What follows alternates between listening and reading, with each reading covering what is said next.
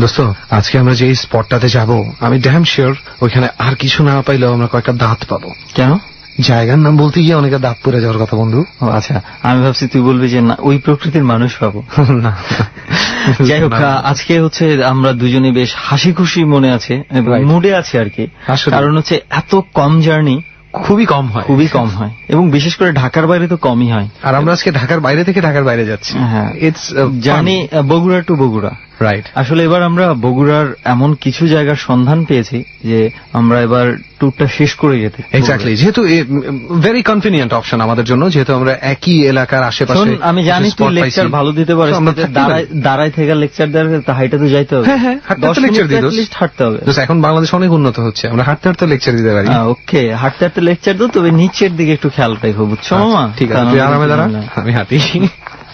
কতক্ষণ হাঁটতে হবে, কোন দিকে যাইতে হবে সেটা বল। হাইয়েস্ট 5-7 মিনিট, যেভাবে আমরা স্পটের ডেফিনেশন পাইছি, যেখানে আমরা গাড়ি থেকে নামছি। ওই বোচার পুকুর। তো তপু যেটা বলছিল যে আমাদের একটা মানে কোন দিক, এই ডানের রাস্তাতে যাব না বামের রাস্তাতে, কোনটাতে যাব? তপু কোনটা বলছিল মনে আছে কি? এটা আমি কনফিউজ দোস্ত। তপু ওই সাইডে বসে বামে বসছিল, তার মানে আমি এই সাইডে দাঁড়ায় আছি, ডানে হবে। ওকে ফাইন, তাহলে আমরা এই রাস্তাটাই হওয়ার সম্ভাবনা অনেক বেশি। Very true. যাই হোক, থ্যাঙ্কস টু তপু যে আমাদের গত পর্বে সুফল। রাইট, দুজনকেই ধন্যবাদ জানাই। এবং ঘটনা হচ্ছে যে ওদেরকে আমরা নিয়ে আসতে চেয়েছিলাম, এবার কিছু ওদের ফ্যামিলি প্রবলেম এবং নিজেদের কিছু ব্যস্ততার কারণে ওরা আসতে পারেনি, আমাদেরকে যথাসম্ভব হেল্প করেছে এই স্পটটা খুঁজে পাওয়ার জন্য, এবং ইনফ্যাক্ট সন্ধানটা তারাই দিয়েছে। তবে এটা শুনে আপনারা ভাববেন না যে সেখানে ডট টিম অন্যান্য অতিথি নিয়ে উপস্থিত হয়নি। ডট টিম কিন্তু ঠিকই তার ঢাকা টু বগুড়া যাত্রা করে আমাদের অতিথি নিয়ে এসেছে। দেখছো তুমি নিচে, বললাম নিচে খেয়াল করে দেখা। আমি পড়ে গেলে তুই তো আসস না, এদিকে চেপে আয়। আচ্ছা, চাপতেছি তোর দিকে, তোর যখন এত ভালো লাগে। আচ্ছা যাই হোক, শোন, আমার দিকে চাপিস না, ওই গর্ত থেকে দূরে থাক। আচ্ছা, এখন যেটা বলতেছি, এখন এই জায়গার নামটা মুখস্থ করতে হবে। আমরা কোথায় যাচ্ছি? বোচার পুকুরে যাচ্ছি এই মুহূর্তে। আমরা সেই গত সপ্তাহে ছিলাম কুকি কালিদাস গ্রামে, সেখান থেকে আমরা বাস বোচার পুকুরে চলে এসেছি। এবং আর কিছু দূরের মধ্যে তপুর কথা অনুযায়ী আমরা যদি আর হয়তো আরেকটু সামনে গেলেই আমাদের আজকের স্পট খুঁজে পাবো। আমরা যাচ্ছি আসলে সেই ব্রিজে, যেখানে কিছু ঘটনা আমাদেরকে বলেছিল তপু, আপনারাও শুনেছেন। আর ব্রিজটার নামটা নিয়ে একটু আগে বলছিলাম যে দাঁত ভাঙা একটা নাম, ডার্কিচেরা ব্রিজ। সেই ছোটখাটো একটা ব্রিজ বলার আসলে ঠিক হবে না, মানে ইটস লাইক আ কালভার্ট। তো এটা একটা বেইলি ব্রিজ, এবং এই বেইলি ব্রিজটা খুব বেশি বড় না। ব্রিজের বর্ণনা আমরা আপাতত পরেই দেই স্পটে পৌঁছে। তবে এতটুকু বলতে পারি, রাতের বেলা এই একটা গ্রামের মধ্যে আমি আর রেহান যখন হেঁটে যাচ্ছি, এবং বিশেষ করে এই কাদা টাদা কিছু পার করে হেঁটে যাচ্ছি, তো এটাও আমাদের জন্য একটু কম অ্যাডভেঞ্চারাস না, একটু অন্যরকমের অ্যাডভেঞ্চারাস। বিকজ যত যাই হোক আমরা এখানকার বাসিন্দা নই, অনেক রাতের বেলা একটু বেশি অ্যাডভেঞ্চারাস লাগে। তো যাই হোক, কথা হবে বাকিটা স্পটে বসেই। হ্যাঁ, চল তো একটু তাড়াতাড়ি হাঁটা দিই, তাই না? বোচার পুকুর থেকে হাঁটতে হাঁটতে আমরা পৌঁছে যাই আমাদের আজকের গন্তব্যে, খানপাড়া এলাকার কাছাকাছি ডার্কিচেরা ব্রিজ নামক জায়গায় আমাদের আজকের স্পট। ওকে, অবশেষে আমরা সেই কাঙ্ক্ষিত ব্রিজ, রাইট, এবং সেই গাছের নিচে, ঠিক যেমনটা তপু বলছিল এবং তপু এবং সুফল মিলে যে জায়গাটা বলেছিল, এই ডার্কিচেরা ব্রিজে মানে আসতে আমাদের খুব একটা কষ্ট হয়নি আজকে, বাট একটা সেরকম জায়গায় আসছি। এবং অনেকেই এই ব্রিজটা সম্পর্কের ঘটনা কিন্তু অলরেডি জেনে গেছেন, কারণ গত এপিসোডে তপু কিছু ঘটনা বলেছিল, যেটা এই ব্রিজটাকে ঘিরে কিছু ঘটনা, অল্প কিছু ঘটনা ঘটেছিল। তো সেই জন্য পরবর্তীতে আমরা আরো কিছু জানতে পেরেছি এই ব্রিজটার সম্পর্কে। তখন আমি আর রেহান সিদ্ধান্ত নিলাম যে এই ব্রিজটাতে আমরা কেন মিস করতে চাই না। এবং সেই সঙ্গে এই মুহূর্তে ডট টিম যাদেরকে নিয়ে আসছে আমাদের সামনে, যারা বসে আছেন, আশা করি তাদের মুখটুক দেখে বোঝা যাচ্ছে অ্যাটলিস্ট যে তাদেরও পছন্দ হয়েছে। রাইট। এবং আজকে কিন্তু দোস্ত আমাদের কিন্তু আজকে দুইটা কাজ। এক নম্বর হচ্ছে আমাদের যে অতিথিরা তাদের গল্প শোনা, এবং একই সাথে আমাদের স্পটটা নিশ্চয়ই তোরা দেখেছি যে ডট টিম কিন্তু এমন জায়গায় বাছাই করেছে যাতে আমরা ব্রিজটা সারাক্ষণ দেখতে পাই।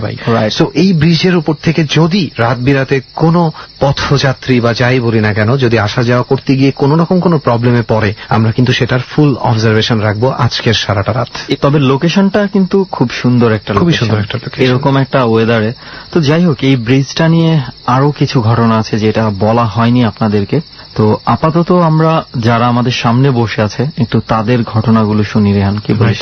তারপরে আমরা হয়তো এক এক করে এই ব্রিজের যে ঘটনা আছে সেটা সবার সাথে শেয়ার করব। ওকে, আবারও ডর আবারও ভয়। অ্যাজ ইউজুয়াল আমরা যে কোনো একজনের ভয়ঙ্কর একটা ঘটনা দিয়ে অথবা ঘটনা যাই বলি না কেন সেটা দিয়ে শুরু করতে চাই। কাকে দিয়ে শুরু করবি আজকে? আমরা মিঠু ভাইকে দিয়ে শুরু করি।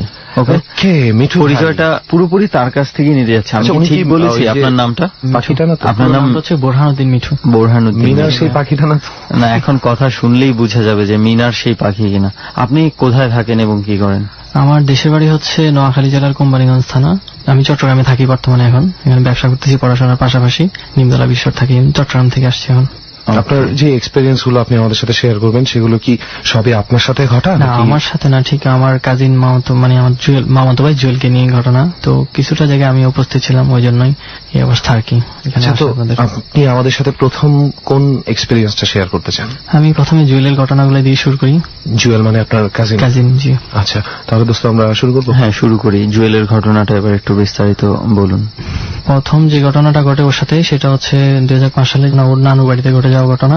আচ্ছা। তো ওর নানা আমেরিকাতে থাকে, তো ওখান থেকে আসার সময় একটা ক্যামেরা নিয়ে আসছে। তো সবার মানে একটু কিউরিয়াসিটি, গ্রামের যেহেতু ক্যামেরা নিয়ে আসছে, দেখতেছে সবাই দেখছে। তো এক পর্যায়ে ওর হাতে ক্যামেরাটা আসে, তারপরে ও দেখতেছিল। তো পরে এক পর্যায়ে সন্ধ্যার দিকে ক্যামেরাটা খুঁজে পাওয়া যাচ্ছে না। তো সবাই জুয়েলকে করতেছে যে তুই কি করছিস, ক্যামেরাটা পাচ্ছি না আমরা। তো পরে ও তো ভয় পাইছে যে ক্যামেরা কোথায় কি করলো, আমি তো দিয়ে দিছি, ও নানুরে দিয়ে দিছে, বাট নানু খুঁজে পাচ্ছে না। খুব ভয় পাইতেছে। এক পর্যায়ে এসে সন্ধ্যার দিকে বের হয়ে যায়, মানে বিল্ডিং এর গেট থেকে বের হয়ে একটু সামনে ওখানে বসে থাকে, যে মানে সবাই বকা করছে ওই জন্য বসে আছে। পরে এক পর্যায়ে ওর নানু বাড়ির কাজের মেয়ে যেটা, ও এসে বল যে জুয়েল চল ক্যামেরা পাওয়া গেছে। তো একটু সাহস করছে যে ক্যামেরা পাওয়া গেছে, চলেন। তো যাইতেছে যে মুহূর্তে ওকে বলছে যে ক্যামেরা পাওয়া গেছে, তো ওখান থেকে যদি বাসায় আসে সেখানে দূরত্ব হচ্ছে 10 সেকেন্ডের দূরত্ব, বাট ওখানে হাঁটতেছে, জায়গাটা শেষ হচ্ছে না, প্রায় 10 মিনিটের মতো হাঁটতেছে। ও বলতেছে যে খালা কই, বাড়িতে ঢুকতে পারতেছি না কেন। তো হঠাৎ করে সে খালাকে আর আবিষ্কার করতে পারে যে খালা কই, যে কাজের মেয়েটা ওনার সাথেই হাঁটছিল। হ্যাঁ, সাথে হাঁটছিল। চোখের পলকে খালা উদয় হয়ে গেছে, যে 10 সেকেন্ডের যে জায়গায় 10 মিনিট আসছে বাট শেষ হচ্ছে না। খালা হঠাৎ করে উদয় হয়ে যায়। তাই এমন জায়গায় সে তাকে এমন একটা জায়গা আবিষ্কার করে যে সে সবকিছু অপরিচিত লাগতেছে ওই জায়গায়, একটা মানে কর্নারে ঝোপ ঝাড়ের ভিতরে তাকে সে আবিষ্কার করে। কে? জুয়েল তাকে আবিষ্কার করে ওখানে। আচ্ছা। তো পরে এর মধ্যে তো সবাই ওকে খুঁজতেছে যে জুয়েল কই। সন্ধ্যার দিকে ঘটনা, খুঁজতে প্রায় 8টা বেজে গেছে। বাট ওকে যেখানে খুঁজতেছে পাশেই, যেখানে থেকে ওকে নিয়ে গেছে পাশেই জোপটার ভিতরে, মানে ও সবাইকে দেখতেছে বাট ওকে কেউ দেখতে পাচ্ছে না, এবং ও কাউকে ডাকও দিতে পারছে না। তার ভেতরে সেরকম কোনো শক্তি ছিল না যে ডাক দিবে বা উঠবে ওখান থেকে। তো এক পর্যায়ে খুঁজতে যখন 8টা বেজে গেছে, মসজিদে প্রায় আজানও দিয়ে ফেলছে, ইশারের নামাজের আজান। তো তখন একটা কম বয়সে একটা ছেলে এসে বলতেছে তো এই তো জুয়েল ভাই, ওকে পাইছি। যখন জুয়েলকে দিয়েছে, ছেলেটাই যখন পাইছি বলছে, সবাই তো দিকে লুক করছে, ওখানে দিয়ে জুয়েল সেন্সলেস। তখন আমরা সবাই দেখতে পাচ্ছি, একমাত্র ওই ছেলেটাই দেখতে পেয়েছে, তাই না? আর বাকি সবাই কিন্তু ওই দিক দিয়েই ঘোরাঘুরি করছিল, কিন্তু দেখতে পাচ্ছে না, কেউ ওরে দেখে নাই। তো পরে যখন ওই ছেলেটা ওকে বলছে যে পাইছি জুয়েল ভাইকে, তো সবাই ওই দিকে লুক করছে, যে দেখে যে জুয়েল সেন্সলেস হয়ে পড়ে আছে। এই বিষয়গুলোর ক্ষেত্রে কি রেহান, অনেক সময় যে ওই যে এতগুলো মানুষের মধ্যে মাত্র ওই একটা ছেলে দেখতে পেয়েছে, আমার মনে হয় মানে এই ছেলেটার রাশি কি ধরনের রাশি ছিল জানাচ্ছে, ওরকম একটা কিছু হতে পারে। আবার এই ক্ষেত্রে এমনও হতে পারে, ফর এক্সাম্পল তুই আটকে গেছিস কোনো একটা জায়গায়, তুই একটা সার্কেলের মধ্যে আটকে গেছিস, কেউ তোকে দেখতে পাচ্ছে না, শুনতে পাচ্ছে না। যেই মুহূর্তে সার্কেলটা ভেঙেছে সেই মুহূর্তে হয়তো একমাত্র ওই ছেলেটাই সেখানে ছিল, এরকম হতে পারে। তখন হয়তো বড় কেউ ওখানে দেখলে হয়তো বা দেখতে পেত, কারণ এমন কিন্তু নয় যে ছেলেটা ডাকার পরেও আর কেউ দেখতে পাচ্ছে না, যে কোথায় কই আমরা তো দেখছি না, তা কিন্তু না। ও ডাকার পরে কিন্তু আবার সবাই দেখতে পাচ্ছে। তার মানে হচ্ছে তখন সে মাত্র ওই আবদ্ধ জায়গাটা থেকে বের হতে পেরেছে কোনো একভাবে, বা তাকে ছেড়ে দেওয়া হয়েছে। তো এরপরে ওকে ঘরে নিয়ে আসা হয়। আসার পরে ওকে জাহারপুর করে মসজিদের হুজুর ওকে মানে তাবিজ তোমার দেয়, বলে যে ওকে মানে সবার চোখের সামনে রাখতে, ওকে এরকম কিছু বলছিল যে খারাপ কিছু ওকে। কি অবস্থায়, মানে সবাই যখন দেখে ওকে কি অবস্থায় দেখেছিল? সেন্সলেস অবস্থায় পড়ে আছে, মানে মুখে দিয়ে বলতেছিল লালা বেরোতেছিল, এরকম লালা বেরোতেছিল। তারপরে যে ঘটনাটা ঘটে জুয়েলের সাথে, এটা আমার নানু বাড়িতে, এটা 2006 সালের এপ্রিল মাসে। ওই ঘটনার অনেক পরের ঘটনা, পরের বছরই এটা ছিল, ডিসেম্বরের শেষের দিকে। ওকে, পরপরই ঘটনাটা ঘটে। পরের যে ঘটনা 2-3 মাস পরে। তো ওই দিন সকালবেলা আর মোক্তাবেগ ছিল, মানে আরবি পড়ার জন্য ওখান থেকে আসছে 8টার দিকে। আসার পরে ওর আম্মু বলছে যে স্কুলে যাওয়ার জন্য রেডি হও, তখন সে ক্লাস 4 পড়ে, স্কুলে যাওয়ার জন্য রেডি হন। তো বলতেছে যে ওখানে মানে স্কুলে যাবে না সে, আজকে কান্নাকাটি করতেছে অনেক। তো মামি ওরা মাইট দিছে, যেহেতু ফ্যামিলি বড় ছিল, তুই যদি পড়াশোনা না করাস কি হবে। তো খুব জিদি ছিল যে স্কুলে যাবে না, মাইর খাইছে তো কিছে। তো পরে এক পর্যায়ে তার বাথরুম ধরছে। গ্রামের বাড়িগুলো অনেক বড় থাকে, বাগান থাকে অনেক বড়, সে বাগানে বসে বাথরুম করতে বসছে। তো এক পর্যায়ে সে দেখলো যে তার একটা ফ্রেন্ড মানে ওই বাড়ির আর কি, তো আসি বলতেছে চল আমি স্কুলে যাবো না, আমরা ঘুরবো এদিকে। তো বলছে ঠিক আছে আমি ওয়াশ করে নিই। বলছে না লাগবে না, তুই চল। তো বলছে আচ্ছা ঠিক আছে। তো উঠেই ওখান থেকে চলে গেছে বাড়ির পিছন দিয়ে। যাওয়ার পরে ওদিক দিয়ে সে যখন যাইতেছে হাঁটতেছে পথা শেষ না, ও ছেলের সামনে দিয়ে হাঁটতেছে। তো 2-3 মানে ওখানে একটা ময়দা ক্ষেত বলে এটাকে আমাদের গ্রাম্য ভাষায়, ময়দা ক্ষেত পার করার পরে 2-3টা পার করার পরে একটা পর্যায়ে সে মানে দেখে যে ওকে ডাকতেছে। ওই ছেলেটার নাম ছিল আলো, যে আলো দাঁড়া মানে হাঁটতেছে। তাই এক পর্যায়ে আলো দেখেছে একটা ওই নিচে গর্তের ভিতরে ঢুকে যেতেছে, মানে ময়দা ক্ষেতের ভিতর দিয়ে একটা গর্তের ভিতরে ঢুকে যেতে ও পিছন চলে গেছে। যাওয়ার পর দেখে যে ওখানে আর আলো নাই। তো ও যখন ওখানে তাকে আবিষ্কার করলো, দেখে যে এরকম একটা বসতির মধ্যে সে চলে গেছে যেখানে সে সবগুলা মানুষ অদ্ভুত টাইপের ছিল, সে কাউকে চিনতে পারতেছে না। তো এর মধ্যে একটা সর্দার ওকে বলতেছে যে তুমি আমাদের সাথে থেকে যাও এখানে। তো বলতেছে যে না আমি থাকবো না, আমি চলে যাবো, কান্নাকাটি করতেছে। তো আমরা ওটা খোঁজাখুঁজি করতেছি প্রচুর। এর মধ্যে যে অদ্ভুত কিছু মানুষের মতো মানুষ বলি বা যাই বলি আমি জানি না আসলে কি। আপনার কথায় আমরা যতটুকু বুঝতে পারছি যে অ্যাকচুয়ালি অদ্ভুত বলতে কিন্তু মানুষের বাইরে নয়, অন্য রকম যে সাধারণ মানুষকে যে ওরকম না তাদের গেট আপ ছিল একটু অন্যরকম। তারপরে তাদের লুকিংটা ছিল অন্যরকম। তাকে ফোর্স করছিল যে আমাদের কাছে থেকে যাও, এখানে খুব ভালো হবে। তো এক পর্যায়ে আমরা তো ওরে খুঁজতেছি, যেহেতু 8টার পর থেকে ওকে পাওয়া যাচ্ছে না, সকাল 8টার পর থেকে। তো আমরা খুঁজতেছি, এর মধ্যে মামি কান্নাকাটি লাগাই দিয়েছে যে আমার ছেলে কই, কারণ এর আগে একবার ওকে নিয়ে গেছিল। তো খুঁজতেছি, কান্নাকাটি করতেছি, এরকম করতে করতে বাড়ির আশপাশে 2-3 মানে বাড়ির মানুষ চলে আসে, যেহেতু গ্রামের ঘটনা, ওকে খুঁজে পাইতেছে কোন দিকে চলে গেছে। তো আমরা সবাই আসলাম, আর তো খুঁজতেছে পাইতেছে না। তার বাড়ির পিছনের দিকে যে ময়দা ক্ষেতটা, আমরা ওদিকে যাই যে ওকে খুঁজে পাই কিনা, ওদিকে লুকে আছে কিনা। তো ময়দা ক্ষেতে আমরা লাঠি দিয়ে আঘাত করি যে ভিতরে কে আছে কিনা। দেখেছি হঠাৎ করে আমাদের সামনে দিয়ে বাতাসের বেগে সে দৌড়ায় চলে গেছে আমাদের সামনে দিয়ে। তো যেহেতু ময়দা ক্ষেত অনেকগুলা, একটার ভিতর দিয়ে আরেকটা দিকে গেলে আমরা এদিক থেকে দেখবো না, ময়দা ক্ষেত এতই ঘন। তখন তাকে যখন ওই পাশে চলে গেছে, তখন আমরা পিছন দৌড়াই পাশে গেলাম। তো যা বলতেছি যে এখান থেকে একটা ছেলেকে দেখছেন এরকম। তো ওই মহিলাটা আমাদের যেটা বললো যে আমি তো একটু আগেই ছেলেটাকে বাড়ির পিছন দিয়ে উঠে দিছি। মানে ও যখন ওদিকে গেছে, মহিলারা বিশ্লেষণটা এরকম ছিল যে ছেলেটা যখন আমি দেখছি ওর হাত সাইড দৌড়ছি, আমি ধরে বলতেছি তুই মেম্বারের নাতি না, তোর তো সবাই খুঁজতেছে। তো চুপ করে আছে, কথা বলতেছে না। তো ওরে ধরে বাড়ির সীমানা যেটা ওটা উঠে দিছে যে বাড়িতে চলে যাও। তো 5 সেকেন্ড হয়েছে আমি ওর উঠে দিচ্ছি, দেখেছি পিছনের দিকে তাকাই, আমরা ওরে খুঁজে পাই নাই। ওই দিক থেকে বলছি জুয়েলকে পাওয়া গেছে, মানে সাউন্ড করছে জুয়েলকে দেখা গেছে। আবার যা দেখা গেছে যখন বলছে ওদিক থেকে যখন ওরা দৌড়াইতেছে বাতাসের বেগে, মানে মনে হচ্ছে যে মাটিতে পা নাই, বাতাসের বেগে ওরা কেউ আলগায় নিয়ে যেতেছে এরকম। তো আমাদের সামনে দিয়ে কর্নার একটা ঝোপঝাট, মানে যেখানে বাড়ির মানে ময়লার স্তূপ, যেখানে গাছ ভাঙা টাঙা ইয়া করে ফেলা হয়, লতা পাতা গেলে একটা জঙ্গল, ওখানে ভিতরে ঢুকে গেছে দৌড়ায় আসা। আমাদের সামনে দিয়ে ঢুকে গেছে বাতাসের বেগে, কোনো কিছু ফাঁক টাক করে না, এমনি জাস্ট ফ্লাইং করে ওখানে ভিতরে ঢুকে গেছে।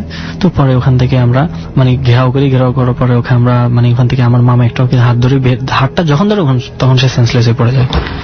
একটু আগেও সে দৌড়াদৌড়ি করছিল। হ্যাঁ একটু আগে দৌড়াদৌড়ি করছিল, হ্যাঁ পালিয়ে বেড়াচ্ছিল। তো যখন আমরা ওকে বের করি ওখান থেকে, তার পুরো গায়ে অনেক ময়লা টয়লা, মনে যেন কোথায় মাটির ভিতরে গড়াগড়ি করছে এরকম ময়লা টয়লা। পরে ওকে ঘরে আনি। তো আমার নানা যেহেতু একটু হুজুর টাইপের, আমার নানু একটু ঝাড়ফুঁক করে, তো ওদেরকে ঝাড়ফুঁক করতেছে। আমার নানুর ভাই যিনি অনেক আগের মানুষ, উনি আবার এগুলা করে। তো উনি আসি মাটিতে ওনার যে ইয়াটা ছিল আর কি, তন্ত্র মন্ত্র পড়ে ইয়া করতেছে যে ওকে গ্রাম্য ভাষায় দেখে ফেত্তুনি বলে আর কি, যে ওরা ওকে অ্যাটাক করছিল, নিয়ে গেছিল। এরপরে এইভাবে চলতেছে, দিন যাইতেছে। তাবিজ তোমার দিচ্ছে, বলতেছে যে মানে রাতে যাতে বাইরে না থাকে, কারণ 2বার করে ওকে এরকম একটা করছে। তো এরপরে ওরা কিছুদিন পরে ওর নানুরা সবাই আমেরিকাতে চলে যায়, ওরা নানু বাড়ি উঠে যায়। তো এর মধ্যে সে আবার এখানে আসছে, তার দাদুর বাড়িতে আসছে। আসার পরে সন্ধ্যার দিকে, এটা আরেকটা ঘটনা আর কি, পরে এর কিছুদিন পরে। তো সন্ধ্যার দিকে যেহেতু ছোট একটু দুষ্ট টাইপের, তো নানা কি করছে, বাড়িতে নামাজ পড়তে দাঁড়াইছে বয়স্ক মানুষ যেহেতু।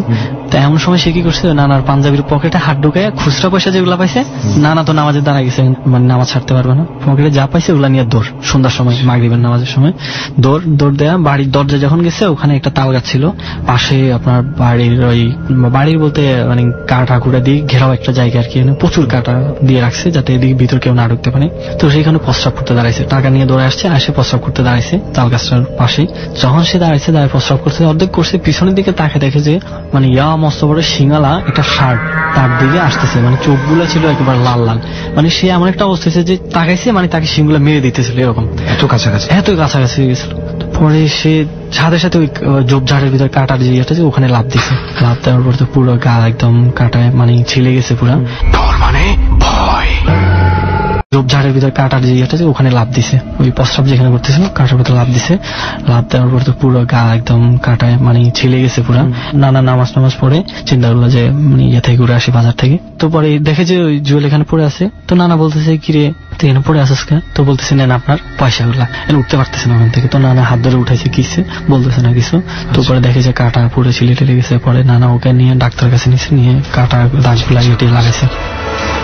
তো এরপরে তো ঘটতেছে এইভাবে একটার পর একটা। তারপরে ও নানু বাড়িতে যায়। ওখানে এরকম যখন তার সাথে চলতেছিল, তো 2-3 বছর পরে ওরা ওদের নানু বাড়িতে শিফট করে, যেহেতু নানু বাড়ির সবাই আমেরিকাতে চলে যায়, ওদেরকে ওখানে থাকতে হবে। আচ্ছা, নানু বাড়িটা কোথায়? ওটা হচ্ছে যে ওদের বাড়ি থেকে 3-4 কিলো দূরে একটা নদী পার হইতে হয়। তো ওখানে ওর নানু বাড়ি। তো সবাই ওদের আম্মুসও ওখানে চলে গেছে। ও যেখানে থাকতো, যে ঘরটা ছিল, ঘরটা মানে বিল্ডিং এর ছিল। তো বাড়ির চারপাশে আবার দেয়ালের সীমানা ছিল। তো ও রুমটা পড়ছিল কর্নারে। ওই কর্নার ধরে ওই পাশে একটা পারিবারিক যে কবরস্থান ছিল, তার পাশে ছিল বড় একটা পুকুর, বাড়ির সীমানার ভিতরে পুরোটা। মানে মোটামুটি অনেক বড় সড়ো একটা বাড়ি। ওই বাড়িতে ওনারা 2 ভাই ছিল, নানারা 2 ভাই ছিল। 2 ভাই 2 পাশে বড় 2টা বিল্ডিং, চারপাশে সীমানা মানে দেয়ালের সীমানা। তো ওখানে সে প্রায় সময় যেটা লক্ষ্য করতো যে আপনার রাত্রে 8টার দিকে যখন ইশারা আজান দিত, ওখানে পড়তে বসতো, হঠাৎ করে তার চোখটা ওই কবরস্থানের দিকে চলে যেত। পড়তেছে, আজানের সাউন্ড পেয়েছে, আল্লাহু আকবার বলছে, ওর সাথে সাথে চোখটা কেন জানি ওদিকে চলে যেত। সেখানে যেটা দেখতো প্রায় সময় যে একটা হুজুর টাইপের পাগড়ি করা একটা মানুষ, মানে অ্যারাবিয়ান মানুষরা যেরকম ইয়ে করে, একটা মানুষ ওখান থেকে মানে দাঁড়ায় বলছে, মানে উঠতেছে এরকম না, যে দাঁড়ায় ওখান থেকে হেঁটে যাচ্ছে। কোথায় দাঁড়ায় আছে? কবরস্থান উপর, একদম কবরটার উপর, বড় একটা কবরের উপরে। কবরের উপরে দাঁড়ায় আছে, মানুষটা হেঁটে যাচ্ছে। বাট এমন দেখতেছে না যে মানুষটা কবরের ভিতর থেকে উঠে আসতেছে। বাট কখনো তার সাথে কন্টাক্ট হয় নাই। ও প্রায় সময় দেখতো এটা। প্রায় সময় বলতে এমন কি হইতো যে বলতেছে আমি আর কেউ দেখতো না, আবার এটা কাউকে বলতো না, কারণ ওর সাথে এটা ঘটতেছে, এটা ভয় পেতেছে না, আবার তার ক্ষতিও করতেছে না। এখন এই ধরনের কিছু ঘটনা খুব অভ্যস্ত হয়ে গেছে। অভ্যস্ত হয়ে গেছে, যেহেতু অনেকদিন তার সাথে এরকম কিছু ঘটতেছে, তো ওই জন্য সে আর কাউকে বলতো না এটা। তো এইভাবে প্রায় 2 বছর যাবৎ চলতে থাকে ওর সাথে। প্রায় সময় যখন পড়তে বসতো, মানে পড়ার টাইমটা যখন ওই টেবিলে থাকতো, ওদিকে তাকালে এরকম কিছু একটা দেখতো। তো এই ছিল জুয়েলের ঘটনাটা আর কি। মানে আপনার মামাতো ভাইয়ের সাথে আমরা যতটুকু বুঝতে পারলাম যে সেই ছোটবেলা থেকেই বেশ কিছু ঘটনা ঘটে গেছে। আমার মনে হয় একদম প্রথমে আমরা যেই ঘটনাটা শুনলাম জুয়েলের ব্যাপারে, এই ঘটনাটা হয়তো শুনতে অনেকের কাছে ভয়ঙ্কর না লাগতে পারে, কিন্তু just think about the person, যেই লোকটা এই সিচুয়েশনে পড়েছে। তুই একটা বিপদের মধ্যে আছিস, তুই মনে কর দেখতে পাচ্ছিস পাশ থেকে আমি হেঁটে চলে যাচ্ছি, বাট তুই চিৎকার করতেছিস বা ডাকতেছিস বা ডাকার চেষ্টা করছিস, তোকে কেউ দেখতে পাচ্ছে না। হ্যাঁ, এটা কিন্তু ওই মানুষটার জন্য অনেক বড় একটা প্যানিক সিচুয়েশন, অনেক ভয়ের একটা অবস্থা। ডেফিনেটলি এটা একটা ভয়ের ঘটনা। এই পরিস্থিতিতে মানে যে পড়বে সেই বুঝতে পারবে যে এটা কিরকম ভয়ের ঘটনা। ডট টিমের কাছে যেটা শুনেছি, আরো কিছু এক্সপিরিয়েন্স আপনার আছে যেটা আপনি আমাদেরকে শোনাতে চান। তো এখন কোন ধরনের ঘটনাটা আমরা শুনি? এই ঘটনাটা ছিল আমার ওই কাজিন যে জুয়েল, ওর ফ্রেন্ডের সাথে ঘটে যাওয়া ঘটনা। কত বছর আগের ঘটনা এটা? আপনার 2012-র ঘটনা। আচ্ছা, একটা 2012 আর কি ঘটনা, এখন অদ্যবধি চলতেছে ঘটনা আপনার কাছ থেকে আমরা পাচ্ছি। তো এই প্রথম যেটা বলতে যাচ্ছেন আমরা এটাই শুরু থেকে কিভাবে কি হয়েছে? আমি যে ঘটনাটা এখন বলতে যাচ্ছি সেটা এখন থেকে প্রায় 30 বছর আগের ঘটনা হবে। 30 বছর? জি, 30 বছর আগের ঘটনা। তো ঘটনাটা ঘটছিল যে আপনার ফেনী ছাগলনাইয়া জেলার সোনাপুর গ্রামে। ওখানে ঘটনা, জুয়েলের যে ফ্রেন্ডটা, ওর নাম হচ্ছে জাহিদ। ও যেভাবে বলতেছে আমি এভাবে বলতেছি, ওটা ওদের গ্রামের বাড়ির ঘটনা। তো ঘটনাটা ছিল এরকম, 30 বছর আগে যেহেতু বাড়িঘর অত ইয়ে ছিল না, তো বাড়িটা কিন্তু বিশাল ছিল। তো ওখানে ওর একটা নানা ছিল, প্রত্যেকদিন রাত্রে মাছ ধরতো। তো মাছ ধরতো প্রত্যেকদিন রাতে। উনি কিন্তু খুব সাহসী ছিল, যেহেতু এখন থেকে 30 বছর, ওনার বয়স কিন্তু তখন বেশি ছিল অনেক, প্রায় 60-এর দিকে। তো উনি মাছ ধরতো, প্রচুর মাছ পাইতো। মাছটা বাড়ির একটা কর্নারে একটা আপনার এই পুকুর ছিল, পুকুরের পাশ ধরে যে পানির যে ইয়েটা, ওখানে মাছ পাইতো। যখন ধরা শেষ হতো তখন দেখতো যে তার আশপাশে ওই 5-6টা মানুষ দাঁড়ায় আছে, ওই আপনার অদ্ভুত আকৃতির মানুষ। কিছু করবে না, ওকে বলতেছে আমাদেরকে মাছ দিতে হবে, সবগুলা যে এমন না, আমাদেরকে অর্ধেক মাছ দিয়ে যেতে হবে। তো উনি ভয় পেত না, যেহেতু আগের মানুষ। তো বলতেছে যে ঠিক আছে মাছ দেবো, এখন না দিলে কোনো সমস্যা হবে? বলছে না, মাছ তো পাইছো অনেকগুলা, আমাদেরকে মাছ দিয়ে যেতে হবে। তিনি প্রত্যেকদিন মানে যেদিন একটু বৃষ্টিতে বর্ষাকাল মাছ ধরতে আসতো, প্রত্যেকদিন ওদেরকে দেখতে পাইতো যে অদ্ভুত আকৃতি। হঠাৎ করে মাছ ধরা শেষ, বাড়ির দিকে চলে যাবার চিন্তা ভাবনা করছে, দেখে যে ওই 5-6টা এসে হাজির, আমাদেরকে মাছ দিয়ে যেতে হবে।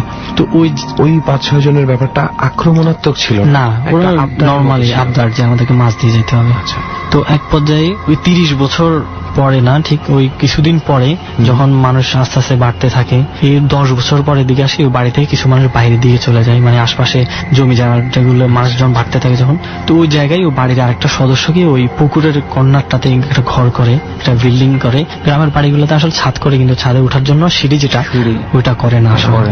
হ্যাঁ, তো ওই ঘরের একটা মেয়ে ছিল, 16-17 বছরের একটা মেয়ে ছিল। তো ওই মেয়েটা কি করছে, ওই পুকুরের পাড়ে একটা মানে গজম গাছ ছিল, তো গাছটাতে হেঁটে হেঁটে উঠে যায়, তো পুকুরের উপর দিয়ে এবং বেশম বাসনের মতো এভাবে নোয়ানো ছিল, হেঁটে উঠে যেত। তো মেয়েটা তখন মানে গাছে উঠে মানে গজম খাইছে অনেকগুলা, তো দেখছে যে গজম গাছে উঠতেছে। এরপর থেকে মেয়েটাকে আর খুঁজে পাওয়া যাচ্ছে না, সবাই খুঁজতেছে যে মেয়েটা কোথায় গেছে। এরকম একটা মেয়ে পাওয়া না গেলে অনেকের কাছে অনেকেই হয়, বাড়ির সদস্য যারা তারা খুঁজতেছিল তাকে। এক পর্যায়ে সন্ধ্যার সময় দেখলো যে মেয়েটা ওই তার ছাদের উপরে বসে আছে, বসে পা ডুলাইতেছে। তো পরে ওকে মানে ওখান থেকে দুইটা মানুষ উঠে ওকে ওখান থেকে নামাইছে। তো আগেই কিন্তু এই কারণেই মিঠু ভাই বলে নিয়েছে যে গ্রামের বাড়িগুলোতে সিঁড়ি বানানো হয় না ছাদে ওঠার জন্য, কিন্তু মেয়েটা কিন্তু ছাদে বসে আছে।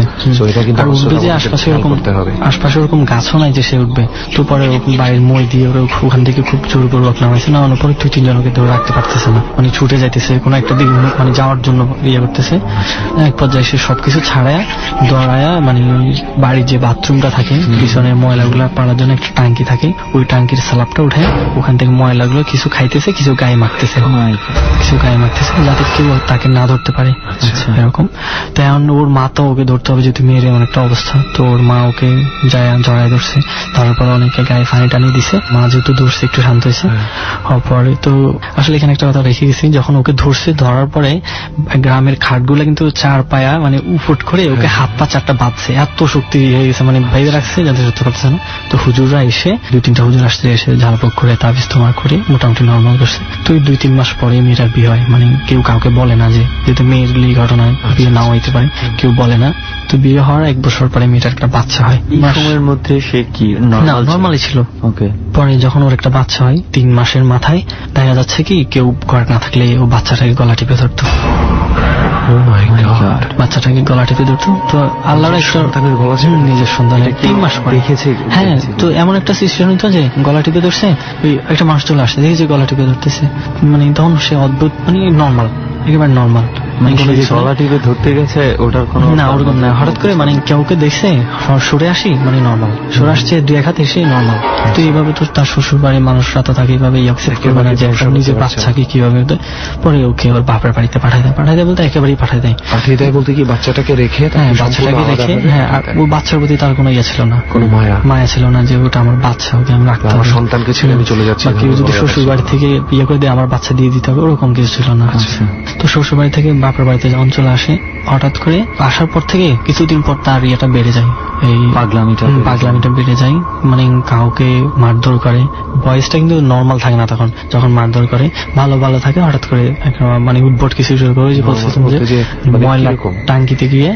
বয়সটার কথা জানতে যাচ্ছি, বয়সটা একটু মোটা হয়ে যায়, গাঢ় হয়ে যেত, ডাবল বয়স শুনতে, হ্যাঁ এরকম ডাবল হয়ে যেত, এরকম করতো। তো ওরে ধরে রাখতো, যখন সবাইকে ছাড়ায় ওই আবার ময়লার টাঙ্কিটার দিকে চলে যেত, টাঙ্কি থেকে আবার ওখান থেকে নিয়ে কিছু খাইতো, কিছু গায়ে মারতো। এটা কি শুধু ওই পার্টিকুলার জায়গাটাতে, যে ওই কর্নারের জায়গাটাতে? তো সবাই অনেকক্ষণ হুজুর টুজুর ওরকম অনেক ইয়া করছে, যে আসলে সেটা আমাদের নলেজের বাইরে চলে গেছে আসলে, যে ওকে আমরা কোনোভাবে কন্ট্রোল আনতে পারতেছি না। এরকম ওই হুজুর গুলো অনেক সময় ভয় পাই গেছে, যে ও এরকম কোন দিন আমাদের উপর অ্যাটাক করে বসে, গ্রামের যেহেতু। তো এইভাবে অর্ধবধি এখনো চলতেছে, ওকে কিন্তু ঘরে শিকল দিয়ে বেঁধে রাখা হয়, এখনো চলতেছে স্টিল না। ওকে ডাক্তার দেখানো হয় নাকি? হ্যাঁ ডাক্তার দেখাইছে, অনেক ডাক্তার দেখাই আনছে নাকি, ডাক্তার দেখাইছে, বাট মানসিক যে প্রবলেমটা ওরকমও কোনো প্রবলেম মানে না এখনো। কি হচ্ছে তার মূল প্রবলেমটা হচ্ছে তাকে যদি ছেড়ে দেওয়া হয়, সে ওই ময়লাটার জায়গাটায় গিয়ে, আর অন্য কোথাও যায় না, অন্য কোথাও না, শুধু ওই কর্নারটাতে যায়। তো এখনো তাকে শিকল দিয়ে বেঁধে রাখা হয়। মানে আমি একটা জিনিস বুঝতে পারছি না, যে এমন হইলে তো বিভিন্ন জায়গায় চলে যেতে পারতো, তাই না? সেটাই, যে কোনো জায়গায় যে কোনো মুহূর্তে ওই জায়গাটাতে কি পার্টিকুলার ওই জায়গাটাতেই কেন যায়, আমি আসলে এইটা আমি বুঝতে পারছি না, যে ওই জায়গাটাতে কি কিছু আছে। আচ্ছা, যেই বাড়িটা তোলা হয়েছিল, যেখানে বর্ণনাটা আপনি বলছেন, আগে তো এখানে বাড়ি ছিল না। ওইখানে আসলে একটা কথা বলে গেছি, যে এখানে একটা ওই টয়লেটটাই ছিল পুরান, যখন এখন থেকে 30 বছর আগে একটা টয়লেট ছিল ওখানে, ওইখানেই মাছটা ধরতো, ওই কর্নারটাতে ওই মানুষটা মাছটা ধরতো, ওইখান থেকে প্রথমে আপনি যার কথা একজন পুরুষের কথা বলেছিলেন যে এখানে এসে মাছ ধরতো। ইজ দি কানেকশন বন্ধু, এখানেই ব্যাপারটা ঘটছে। ওই জায়গাটাতে কোনো একটা প্রবলেম ওই মেয়েটা ক্রিয়েট করেছে কোনো একটা সময়, কোনো একটা ডিস্টারবেন্সে সে গিয়েছিল আর কি। ওনার কথা অনুযায়ী পুরা ফাঁকা ছিল, টয়লেটটাই ছিল এখানে, আর বাড়ি ঘর কিচ্ছু ছিল না। পরবর্তীতে বাড়ি ঘর হয়েছে। তো এখনো এই অবস্থায় ওই মেয়ের সাথে এখন এটা চলতেছে এবং স্টিল তাকে শেকল দিয়ে বেঁধেই রাখা হয়, প্রত্যেকদিন বেঁধে রাখতে হয়। আসলে মানে এটা হতে পারে খুব গুরুতর কোনো মানসিক রোগ। স্কিজোফ্রেনিয়া নামে একটা রোগ আছে, আমরা সবাই জানি। এই রোগে চূড়ান্ত পর্যায়ে গেলে মানুষ ময়লা খাবার না, নিজের হাতের মাংস নিজে চাবিয়ে খেয়ে ফেলে। ইন্টারনেটে কেউ যদি সার্চ করে স্কিজোফ্রেনিয়া লিখে, তাহলে এই ধরনের ঘটনাগুলো তারা খুঁজে পাবে। কিন্তু ঘটনাটা এখানেই মানে স্কিজোফ্রেনিয়া থেকে বাইরে হয়ে ডরে চলে যাচ্ছে, যে পয়েন্টটা সুমন বলল, যে কেন ওই একটা ময়লা জায়গার প্রতি তার আগ্রহ চলে যাচ্ছে, কেন ওই ছাদেই সে উঠে বসেছিল একদম শুরুতে। এবং সবচেয়ে বড় কথা, একজন মায়ের কেন তার সন্তানের প্রতি বিন্দু মাত্র ভালোবাসা বা মায়া থাকবে না? নিজে কেন গলা টিপে মেরে ফেলতে যাবে? টোটাল ঘটনাটা শুনে মনে হচ্ছে যে এই মানুষটা আসলে নিজে আর নিজের মধ্যে নাই, আসলে তার মনের উপর তার কোনো নিয়ন্ত্রণ নেই। Exactly, nothing at all. তো যাই হোক, আমরা শুধু এতটুকুই বলতে পারি যে দোয়া করি সে যেন সুস্থ হয়ে যায়। We hope so. মিঠু ভাই, আর একটা ঘটনার কথা আপনি বলছেন। জাহিদের আর একটা ঘটনা আছে, যে নিজের সাথে ঘটে যাওয়া ঘটনা। তো এই ঘটনাটা আসলে ফেনীতেই ঘটে। আমি আসলে অ্যাড্রেসটা বলতে চাচ্ছি না, যেহেতু একটা বাসা বাড়ির ঘটনা। তো জাহিদের সাথে যে ঘটনাটা ঘটে, এটা 2013 সালের ঘটনা। ঘটনাটা ছিল এরকম যে ওরা নতুন বাসায় যখন শিফট করে, তো ওখানে যাওয়ার পরে মানে রাত্রে ওরা প্রায় সময় ফিল করতো যে একটা মেয়ের ভয়েস, মানে কান্না করতেছে, খুব করুণ সুরে কান্না করতেছে। তো যখন কান্না করতেছে ওরা খুব ভয় পাইতো। ও ছিল, ওর একটা বোন ছিল, ওর আম্মু ছিল, আবার ওর আব্বু দেশের বাইরে থাকতো। তো নতুন বাসায় যখন আসছে, নতুন প্লেসে, খুব ভয় পাইতো ওরা যে একটা মেয়ে কান্না করতেছে। তো তিনজন তারা একসাথে হয়ে যেত, যে বলতো যে আম্মু একটা কান্না করতেছে, বলছে চুপ থাক, ঠিক হয়ে যাবে। মানে কান্নার আওয়াজটা কোথা থেকে আসতো বুঝতে পারতো না। মানে হঠাৎ করে মানে ফিল করতে যে একটা মেয়ে কান্না করতেছে রাত্রে 1-1:30 দিন। তো যার রুম থেকে উঠে আম্মুর কাছে চলে আসতেছে যে আম্মু ভয় লাগতেছে, কান্না করতেছে। সবাই শুনতে পারতো? হ্যাঁ, সবাই শুনতে পারতো, ওর আম্মু ওর আপু ও শুনতে পারতো। তো এইভাবে যাইতেছে মানে প্রায় সময় ইয়ে করতো এরকম। এক পর্যায়ে ওরা ওই হুজুর ডাকছিল যে এরকম এরকম। তো হুজুর কি বলছে যে ঘর বন্ধ করতে হবে। তো হুজুর ওই চারপাশে 4টা মানে ঘরের সীমানা আর কি, ফাড়ির যে ঢাকনাটা ওরকম আর কি মাটির তৈরি, ওগুলাতে হুজুরের তাবিজ দিয়ে ঘরের 4টা কর্নারে বেঁধে দেয়। বাট একটা কর্নারে পরের দিন একটা কর্নারে একটা ওই ইয়াতে ঢাকনাটা পাওয়া যাচ্ছে না, মানে যে জিনিসটা দিয়ে বন্ধ করছিল ওটা পাওয়া যাচ্ছে না। যেদিন পাওয়া যাচ্ছে না ওই দিন থেকে আবার 2-3 দিন ভালো ছিল, এরপর থেকে আবার ওই মেয়ের ভয়েসটা শোনা যাচ্ছে। ভয়েসটা শুধু ওই কান্নাটাই শোনা, কান্নাটা খুব করুণ সুরে কান্নাটা যেমন ছিল। তো পরে এরকম যখন যাচ্ছে ওরা ভয় পেতেছে, তা একদিন ওর আম্মু গ্রামের বাড়িতে গেছে। ও তখন সামনের রুমে শুয়েছে। তো রাত্রে যখন 1টার দিকে তো সে শুয়ে আছে, সে আবার অভ্যাসটা হচ্ছে এরকম যে মাথার উপর দিয়ে একদম কাপড়টা দিয়ে মানে মাথাটা লুকায়া ঘুমাইতো আর কি। মানে আমরা যেটাকে বলি যে কাঁথামুড়ি দিয়ে। হ্যাঁ, কাঁথামুড়ি দিয়ে ঘুমানো। তো ওই দিন কিন্তু আর মেয়ের ভয়েসটা শুনতেছে না। নিজের কাছে একটু রিল্যাক্স লাগতেছে যে একটু ঘুম যায় আজকে, তো ওরকম কিছু হচ্ছে না। বাট হঠাৎ করে সে ফিল করলো যেটা ওই ওর তো ড্রয়িং রুমে শুয়েছেও, তো ওর বাবা বাইরে থেকে চাম নিয়ে আসছিল। চামটা হচ্ছে এরকম যে ঘর সৌন্দর্যের জন্য। তো চামটাকে সরাই যদি কেউ রুমের ভিতরে টাইম যেটা দরজার মধ্যে লাগানো থাকে অনেক সময়, খুব একটু স্পর্শ হলেই একটা সাউন্ড হবে। তো যখন সে ফিল করলো এরকম যে ঘর ভিতর কেউ ঢুকছে, মানে সাউন্ড হচ্ছে, যখন ফিল করছে যে ঘর ভিতর কেউ ঢুকছে। এটা কি ঘরের ভেতরের দরজা লাগানো ছিল নাকি ঘরের একদম ঢোকার দরজা? না, ভেতরের দরজা ছিল। মানে মূল দরজা না, মূল দরজা ভেতরের দরজায়। তো পরে যখন এরকম সাউন্ড হয়েছে, ওর মনে ভয় ঢুকে গেছে যে চোর হইলে তো ভয় লাগে যে কি হয় না কি হয়, আবার দেখারও কিন্তু একটা আগ্রহ থাকে যে কি এটা। তো সে কি করছে, এক চোখ বের করে দেখতেছিল। তখন সে যেটা দেখলো যে ড্রিম লাইটের আলোতে তো একটা মানুষের অভাব সে দেখতে পেল, প্রায় 8-10 ফিট লম্বা। মানে এরকম যে মাথাটাকে নিচে ইয়ে করে সে ভিতরে ঢুকছে আর কি, মাথাটা তার দরজায় লেগে যাচ্ছে এরকম, মানে ইয়ে করে মাথাটাকে নিচের দিকে নামে ভিতরে ঢুকছে। বাট পিছনে ফিটটা সে দেখছে। দেখার পর সে তো পুরা ভয় পেয়ে যায় যে শুনছে না গেছে আজরাইল আসে এরকম, যে ওই মানুষটার গেটআপটা ছিল এরকম যে কালো একটা মানে পর্দা দিয়ে যেরকম মাথাটা ঢেকে দেওয়া যায় এরকম। মনে ভিতরে ভয় গেছে যে হয়তো আমার আজকে মৃত্যু হবে, আজরাইল চলে আসছে, যেটা শুনছে আর কি, যে মানুষের কাছে আজরাইল এভাবে আসে। মানে আমার যদি এই জিনিসটা আসে একটা কিছু দেখে আমার গুজবাম্প হচ্ছে সত্যি কথা বলতে। মানে তুই একটা চিন্তা কর, একটা ঘরের মধ্যে আছি আমি, ডিম লাইট জ্বলতেছে, মানে এখন অফকোর্স যারা ডর শুনছে রাত অনেক গভীর হয়ে গেছে, অনেকে হয়তো লাইট টাইট বন্ধ করে দরজা জানালা বন্ধ করে একা একা শুনছে। যদি একবার চিন্তা করে রাখেন যে ঘরের ডিম লাইটটা জ্বলতেছে, এই খুব মানে আধো আলো অবস্থা, ঠিক এই পরিস্থিতিতে আপনি দেখছেন যে আপনার ঘরের মধ্যে কালো অবয়ব একটা অনেক লম্বা মাথা নিচু করে হেঁটে বেড়াচ্ছে। মানে কি রকম হইতে পারে সেটা? তারপর সে কি করলো? তো পরে যখন সে মানে ইয়ে করতেছে যে আমার হয়তো আজকে মৃত্যু হয়ে যাবে, যে হয়তো আজরাইল আসছে, তো পরে সে কিন্তু পিছনের পাটটাই দেখতেছিল বারবার করে। তো হঠাৎ করে সে যখন আপনার চিন্তা করলো যে দোয়াদুরি পড়তেছে, যে মারা দিতে তো যাবোই, বাট সেন্স আছে যে মারা যেতে যাবো, দোয়াদুরি কিছু পড়েনি, যে ভয় তো পাইতেছে প্রচুর, দোয়াদুরি পড়তেছে, আমার মুখে লাগিয়ে যেতেছিল, পুরোটা ক্লিয়ার করে পড়তে পারতেছিল না। প্রায় এক পর্যায়ে এসে যখন মানে ওই লোকটা একটু ঘোরাফেরা করার পরে যে পিছনের দিকে যখন মানে ঘুরছে, ঘোরার পরে সে কিন্তু এক চোখ দিয়ে দেখতেছে পুরো বিষয়টা, ওই এক চোখে চোখাচোখি হয়ে যায় ওর সাথে। মানে পরে যখন সে মানে ইয়ে করতেছে যে আমার হয়তো আজকে মৃত্যু হয়ে যাবে, যে এরকম একটা জিনিস দেখছি যে হয়তো আজরাইল আসছে, পরে সে কিন্তু পিছনের পাটটাই দেখতেছিল বারবার করে। তো হঠাৎ করে সে যখন আপনার চিন্তা করলো যে দোয়াদুরি পড়তেছে, যে মারা দিতে তো যাবোই, বাট সেন্স আছে যে মারা যেতে যাবো, দোয়াদুরি কিছু পড়েনি, এরকমই ভাবতেছে সে নর্মালি। ওই লোকটা একটু ঘোরাফেরা করার পরে যে পিছনের দিকে যখন ঘুরছে, ঘোরার পরে সে কিন্তু এক চোখ দিয়ে দেখতেছে পুরো বিষয়টা, তো ওই এক চোখে চোখাচোখি হয়ে যায় ওর সাথে। এরকম চোখটা দেখে যে মানে পুরো মানে লাল একটা টকটকে চোখ, একটা লাল, ওর দিকে তাকাইছে, তাকানোর পর ও তো ভয়ে পড়ে শেষ। তখন সে মুখে কিন্তু দৌড়াদৌড়ি করতেছিল, ওই লোকটা তার দিকে তাকায় জাস্ট কিছুক্ষণ তাকাইছিল, বিশেষ করে 2-3 সেকেন্ড, চোখে যে মনে আছে ওরকমটা না, চোখটা লাল, ওর দিকে তাকাইছে, তাকানোর পর সেই মানুষটা আবার যে দিক থেকে আসছে ওদিকে ব্যাক করে চলে যায়। ও ওইভাবে মাথার মুড়ি দিয়ে, যে এমন একটা সিচুয়েশন গেছে যে মাথাটাকে যখন মুড়ি দিয়ে ফেলে তখন কখন সে তার ঘুম চলে আসছে টের পায় নাই। মানে ভয়টাতে ফেস না করার জন্য, না দেখার জন্য চোখ বন্ধ করে ফেলা আর কি, যা হয় হোক।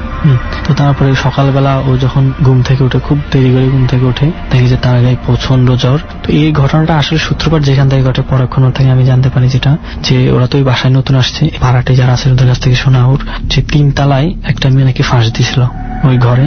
3 তলায় যারা ভাড়াটি আসতো 2-3 মাস পরে ওখান থেকে চলে যেত, দেখতো যে মেয়েটা এখনো ঝুলে আছে, এরকম একটা সিচুয়েশন।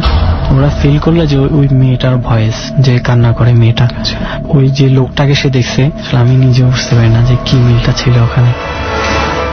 আসলে মানে ব্যাপারটা মিল এক জায়গায়, যে মানুষের সাইকোলজিতে এভাবে কাজ করে, যে একটা আত্মহত্যার ঘটনা ঘটে গেলে এরপরে ভয়ঙ্কর কিছু ঘটলে মানুষ এটার সাথে রিলেট করে, এটা স্বাভাবিক। কিন্তু আমি আসলে ওভাবে ওই ঘটনার সাথে কোনো রিলেশন কিন্তু খুঁজে পাচ্ছি না। সে কিন্তু কোনো নারী অবয়ব দেখেনি।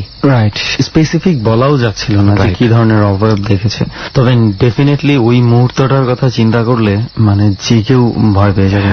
এখানে মাঝে মাঝে কিন্তু আমরা এই ধরনের সিচুয়েশন অনেক সময় ঘটে। মনে কর তুই সিঁড়ি দিয়ে উঠে আসছিস, ওই সাইড থেকে আরেকজন আসছে, ঠিক হঠাৎ করে মুখোমুখি পড়ে গেলেও কিন্তু আমরা একটা শকের মতন খাই। সেখানে সে লুকিয়ে আছে, কোনো মতে ঘুমের ভান করে তাকিয়ে আছে, সেই তাকানো অবস্থা যদি চোখাচোখি হয়ে যায়, ম্যান দ্যাট ইজ। এখানে রেহান একটা বিষয় আমি একটু বলতে চাই, যে মিঠু ভাইয়ের যে ঘটনাটা বললো উনি সুইসাইড করেছে, এর পরের কোনো লিঙ্ক আছে কিনা? তুই তো জানিস যে ইন্ডিয়াতে গেছিলাম জাস্ট 2-1 দিনের জন্য। তো আমি একটা বাড়িতে একদিন রাতে থেকেছিলাম, যেটা আমাদেরই পরিচিত। তো ওখানে একটা সত্যি ঘটনা আছে, আমি পরে টের পেয়েছি এটা।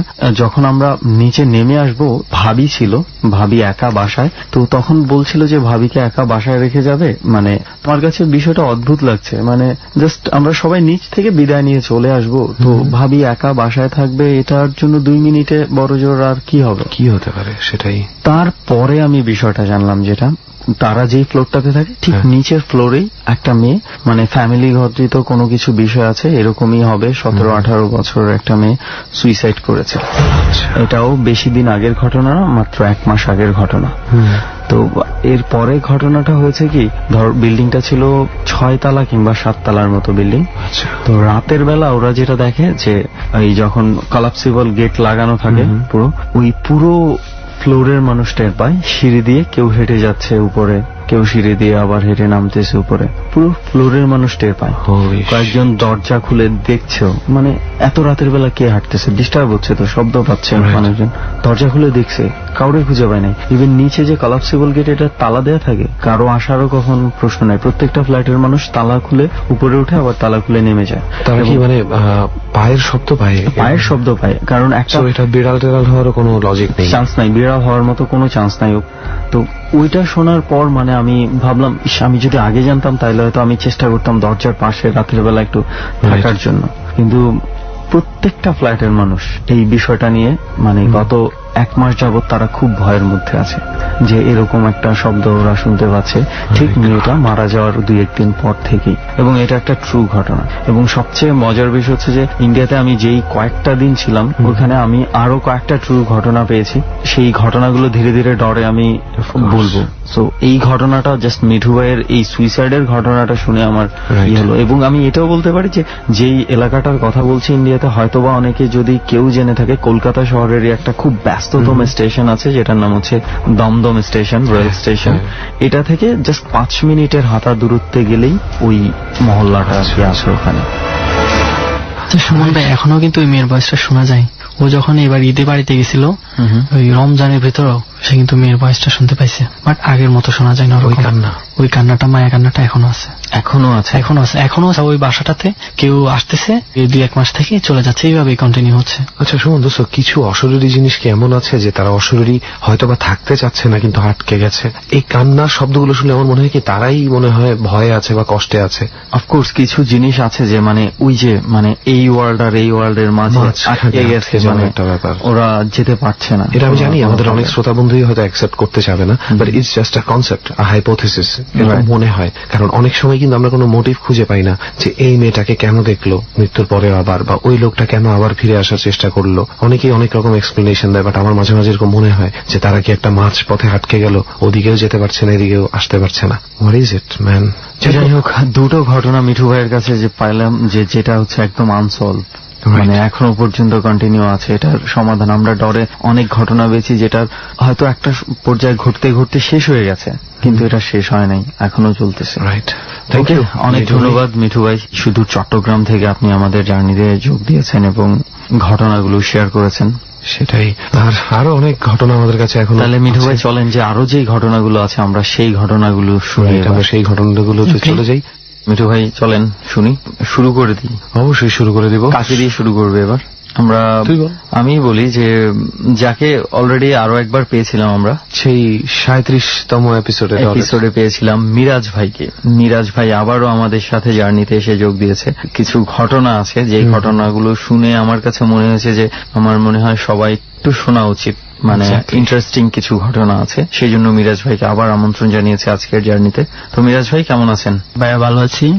মিরাজ ভাই, আপনাকে যেটা বলতে চাচ্ছিলাম যে আপনি তো আমাদের পরিচিত, কিন্তু আমাদের অনেক শ্রোতা হয়তো আপনাকে ওভাবে চেনে না, তাই আপনার পরিচয়টা আরেকটু যদি আমাদের দিতেন, কোথায় থাকেন, কি করছেন? আমার নাম মিরাজ, আমি গাজীপুরে থাকি, বোটবাজারে। আমি একটা কোম্পানিতে চাকরি করি। আচ্ছা, আপনি তো ম্যারিড? হ্যাঁ, আমি ম্যারিড। আচ্ছা, এটা জিজ্ঞেস করলাম কেন সেটা নিশ্চয়ই আপনি জানেন, তাই না? এবং আপনারাও জেনে যাবেন কেন জিজ্ঞেস করা হয়েছে। তো মূল ঘটনা হচ্ছে যে মিরাজ ভাই, আমি যেটা শুনেছিলাম ডট টিমের কাছে, ইভেন আপনার সাথেও পরে কথা হয়েছিল, প্রথমে যেই একটা বাংলা মোটর এলাকায় একটা ঘটনা ঘটেছে আপনার, সেই ঘটনাটা আমার কাছে মনে হচ্ছে কিছুটা ইন্টারেস্টিং। জানি না ওই এলাকায় যারা আছে তাদেরও এই ধরনের এক্সপিরিয়েন্সটা আছে কিনা। সো আমরা একটু এই ঘটনাটা দিয়ে শুরু করি প্রথমে। ঠিক আছে ভাইয়া, এই ঘটনাটা এমন হচ্ছে, আমি তখন গাজীপুরে একটা ফ্যাক্টরিতে চাকরি করতাম। তা মাঝে মাঝে আমার ব্যাংক হাউসে আসতে হতো, বাংলা মোটর একটা ব্যাংক হাউস আছে আমাদের। আচ্ছা ভাই, এটা ঠিক কবের ঘটনা? এটা 2012 সালের দিকে ঘটনাটা। সপ্তাহে 2-3 দিন আসতাম। তো একদিন জেম স্যার বলল যে আজকে ব্যাংক হাউসে যাইতে হবে। দিন বৃহস্পতিবার ছিল, আজকে যাইতে একটু দেরি হতে পারে, তো ওই 5টার দিকে বাইরে এসে 5টার দিকে আমি কিছু স্যাম্পল নিয়ে বাইরে পরে ব্যাংক হাউসে ফোন দিই, বলে লোক আছে। আমার আস্তে আস্তে এই দিক দিয়ে রাস্তা তো জানেন ভাই, মহাখালী দিকে অনেক জ্যাম থাকে। পরে জ্যামে আসতে আসতে আমার প্রায় 9টা 9:30 এরকম বেজে যায়। তারপর আমি আসি, আসার পর বিল্ডিং লিফট আছে ভিতরে, প্রথম দিকে লিফট না, একটু ভিতর দিকে লিফট। আমি লিফটের সামনে যাই, আমি তো জানি না লিফটে সবগুলো বন্ধ থাকে না খোলাই থাকে। পরে হঠাৎ করে একটা লিফট দেখে ওপেন করা আছে, ওপেন। আমি তো ওই লিফটটা দেখে উঠে যাই, যে ওই লিফটে উঠে আমি 12 তলা টিপ দিই, বাটনটা টাইপ করার পর দরজাটা লাগে যায়। লাগে যাওয়ার পরে আমি দেখি 4 তলায় উঠছি। 4 তলা পর্যন্ত ওঠার পর হঠাৎ করে লাইটটা অফ হয়ে যায়। আমি ভাবি কারেন্ট চলে গেছে, লিফটের ভিতরে লাইট অফ। হ্যাঁ, লাইট অফ হয়ে যায়। তো আমার একটু ভয় লাগে যে একদম বন্ধ হয়ে যায়, লিফটটা থেমে যায়, একদম অন্ধকার। আমি ভয় পাই, একা এত রাত, মনে মনে খুব ভয় পাই। তো চোখ বুঝা দৌড়ে পড়তেছিলাম যে কিছু যেন না হয় এমন। স্বাভাবিক, লিফটের মধ্যে এমনিতেই কারেন্ট চলে গেলে খুব একটা ভয় লাগে। আমার নিজের ব্যক্তিগতভাবে আমি ভয় পাই। সরি। তারপর হঠাৎ করে মানে আমি আওয়াজ পাই যেমন আমার পাশে কেউ একজন আছে, তাকে দেখি দুটো চোখ এমন মানে আগুনের মতো জ্বলতেছে, আমার দিকে তাকিয়ে আছে। এই অন্ধকারের মধ্যে আপনি শুধু চোখই দেখতে দুটো পাচ্ছেন? চোখ দেখতে পাচ্ছি, আর কিছু আমি দেখতে পাই। কতটুকু দূরত্বে দেখতে পান? দূরত্ব আমার পাশে দাঁড়িয়ে আছে, আমাকে দেখতে খুব বেশি ইয়েতে না, আমার দিকে এমন করে তাকিয়ে আছে আর আগুনের মতো চোখে জ্বলতেছে। আমি তো প্রচুর ভয় পেয়ে যাই। ভয় পাওয়ার পর আমি আমার চোখ বন্ধ করে আবার তাকাই, দেখি সেটা আরো কাছে আসতেছে। পরে হঠাৎ করে আমি খুব দৌড়াদৌড় পড়া শুরু করি। তারপর লিফট হঠাৎ করে উঠতে শুরু করে, লিফট ওপেন হয় না, লাইটও জ্বলে না, কিন্তু লিফট উঠতে শুরু করে। আমি ফিল করতেছি লিফট উঠতেছে। পরে আমি হঠাৎ করে অজ্ঞান হয়ে যাই। তারপর আর কিছু বলতে পারি না ভাইয়া যে কি হলো না হলো। মানে আমাকে তারপরের দিন ওই বিল্ডিং এর ছাদে পাওয়া যায়। ওই বিল্ডিং এর ছাদে তার পরের দিন? হ্যাঁ, পরের দিন সকালবেলা মানে ওখানে সিকিউরিটি আমাকে ছাদে পায়। তারপর আমাকে জিজ্ঞাসা করার পর কোথায় আসছি না আসছি, পরে আমি বললাম। তারপর আমাকে জিজ্ঞাসা করলো তুমি এমন এই জায়গায় আসলে কেমনে? পরে আমি বললাম আমি ওই লিফটে আসছি। ওনারা তো অবাক হয়ে গেছে, কেন ওই লিফট তো চলে না, তুমি ওই লিফটে কেমন উঠলা?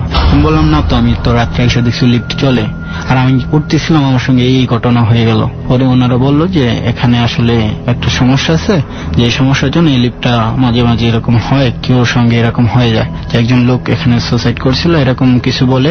তারপর এরপরে কি আপনি এসে দেখেছিলেন লিফটটা কি আদৌ চলে?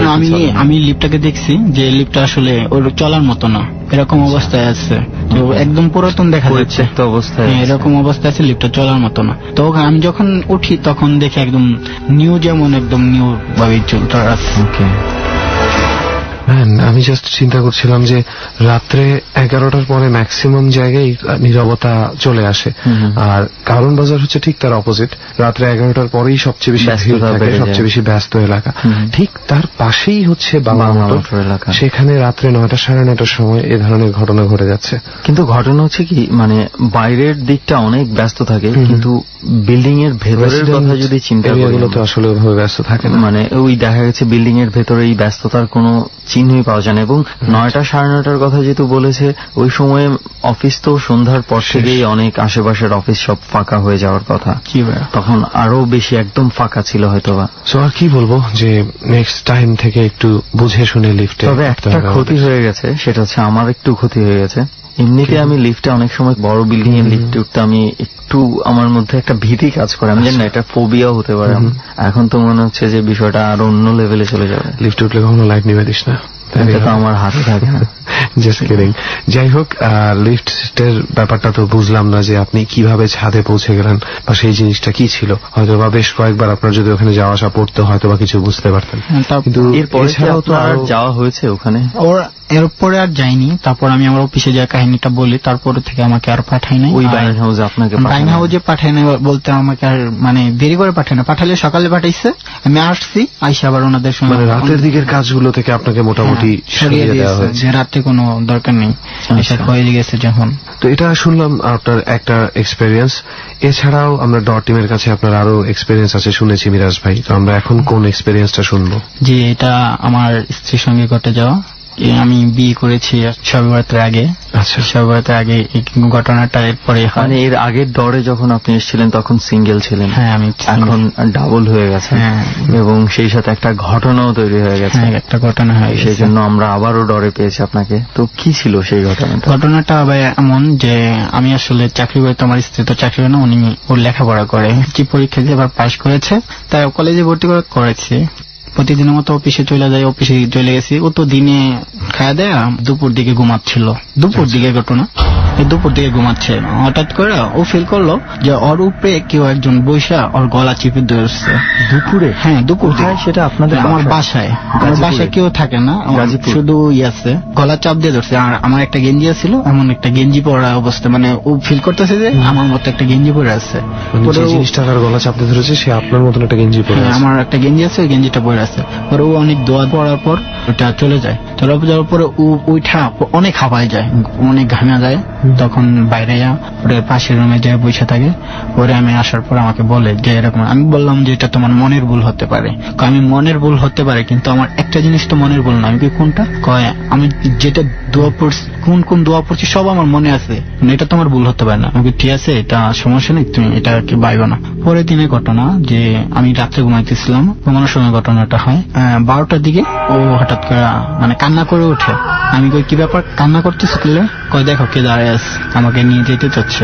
আমি দেখতেছি না, ও বলতেছে কি দেখো কে দাঁড়ায় আছে অন্ধকারে থেকে উঠে। হ্যাঁ, কান্না করতেছে। আমি সজাগ পেয়ে গেছি, কি কান্না করবো না, আমার নিয়ে যেতেছে। আমি যাবো না। তুমি কোথায় যাইবা না, কি বলো এইসব? আমি অবাক হয়ে যাই। আমি বলে কিছু তোমার মনে বলো, আবার ওকে ধরে বললে ঘুমাও। বা হঠাৎ করে আবার মানে 2টা-2:30টার দিকে সেম ঘটনা। আবার কান্না করতেছে। উঠছি, আমাকে চর মারছে। আমি পরে রুমে লাইট জ্বালাইছি, লাইট জ্বালাই দেখছি চরে দাগ হয়ে গেছে, একটু লালচে ভাব। আমি তো ওকে মারি নাই, বলে কে মারলো আর ঘরে কি আসবে? তারপর ও অনেক কান্না করতেছে। পরে আমি ওকে বললাম যে ঠিক আছে আজকে রাতটা যাক, আমি কিছু একটা করবো, তুমি ঘুমাও। আবার এই রাত্রেই 4টার দিকে ঘটনাটা, যে ও তখন ভালোভাবে উঠছে, কান্না করে নেই, হঠাৎ করে উঠছে। আমি আবার সজাগ পেয়ে গেছি। আমি বললাম কি ব্যাপার, তুমি উঠলা কেন? হয় আমাকে বাটি নিয়ে যাইতে বললো। আমাকে কে? ওই যে বাটি নিয়ে যাইতে বললো। কি বলে আমাকে দিবে? কি দিবে তোমাকে? কয় তুমি আমাকে বাটি এনে দাও, বাটি নিয়ে যাই। নিয়ে যাবে আমাকে জানলার পাশ থেকে। আমার জানলা কিন্তু অফ। ও বলতেছে জানলা খোলা আছে। আচ্ছা, জানলার পাশ থেকে কে বলছে যে তুই একটা বাটি নিয়ে আয়, তোকে কি দিব? আচ্ছা, আমি তো অবাক হয়ে যাই, কি বলো না এসব। তারপর এটা চলে যায়। আমি রাতটা ওরকে নিয়ে এরকম ভাবে চলে যায়। পরের দিন আমি হুজুরকে বলি। হুজুরকে বলার পর হুজুর বললো যে এটা একটা প্রবলেম আছে, একটা খারাপ জিন তো ই করতেছে, আমি একটা তাবিজ দিয়ে দিই। আসলে একটা তাবিজ দেয়, কিছুদিন ভালো কিছুদিন থাকে। থাকার পর হঠাৎ করে তাবিজটা আবার ছুটে যায়। তাবিজটা থাকে কিন্তু ভিতরে কিছু থাকে না।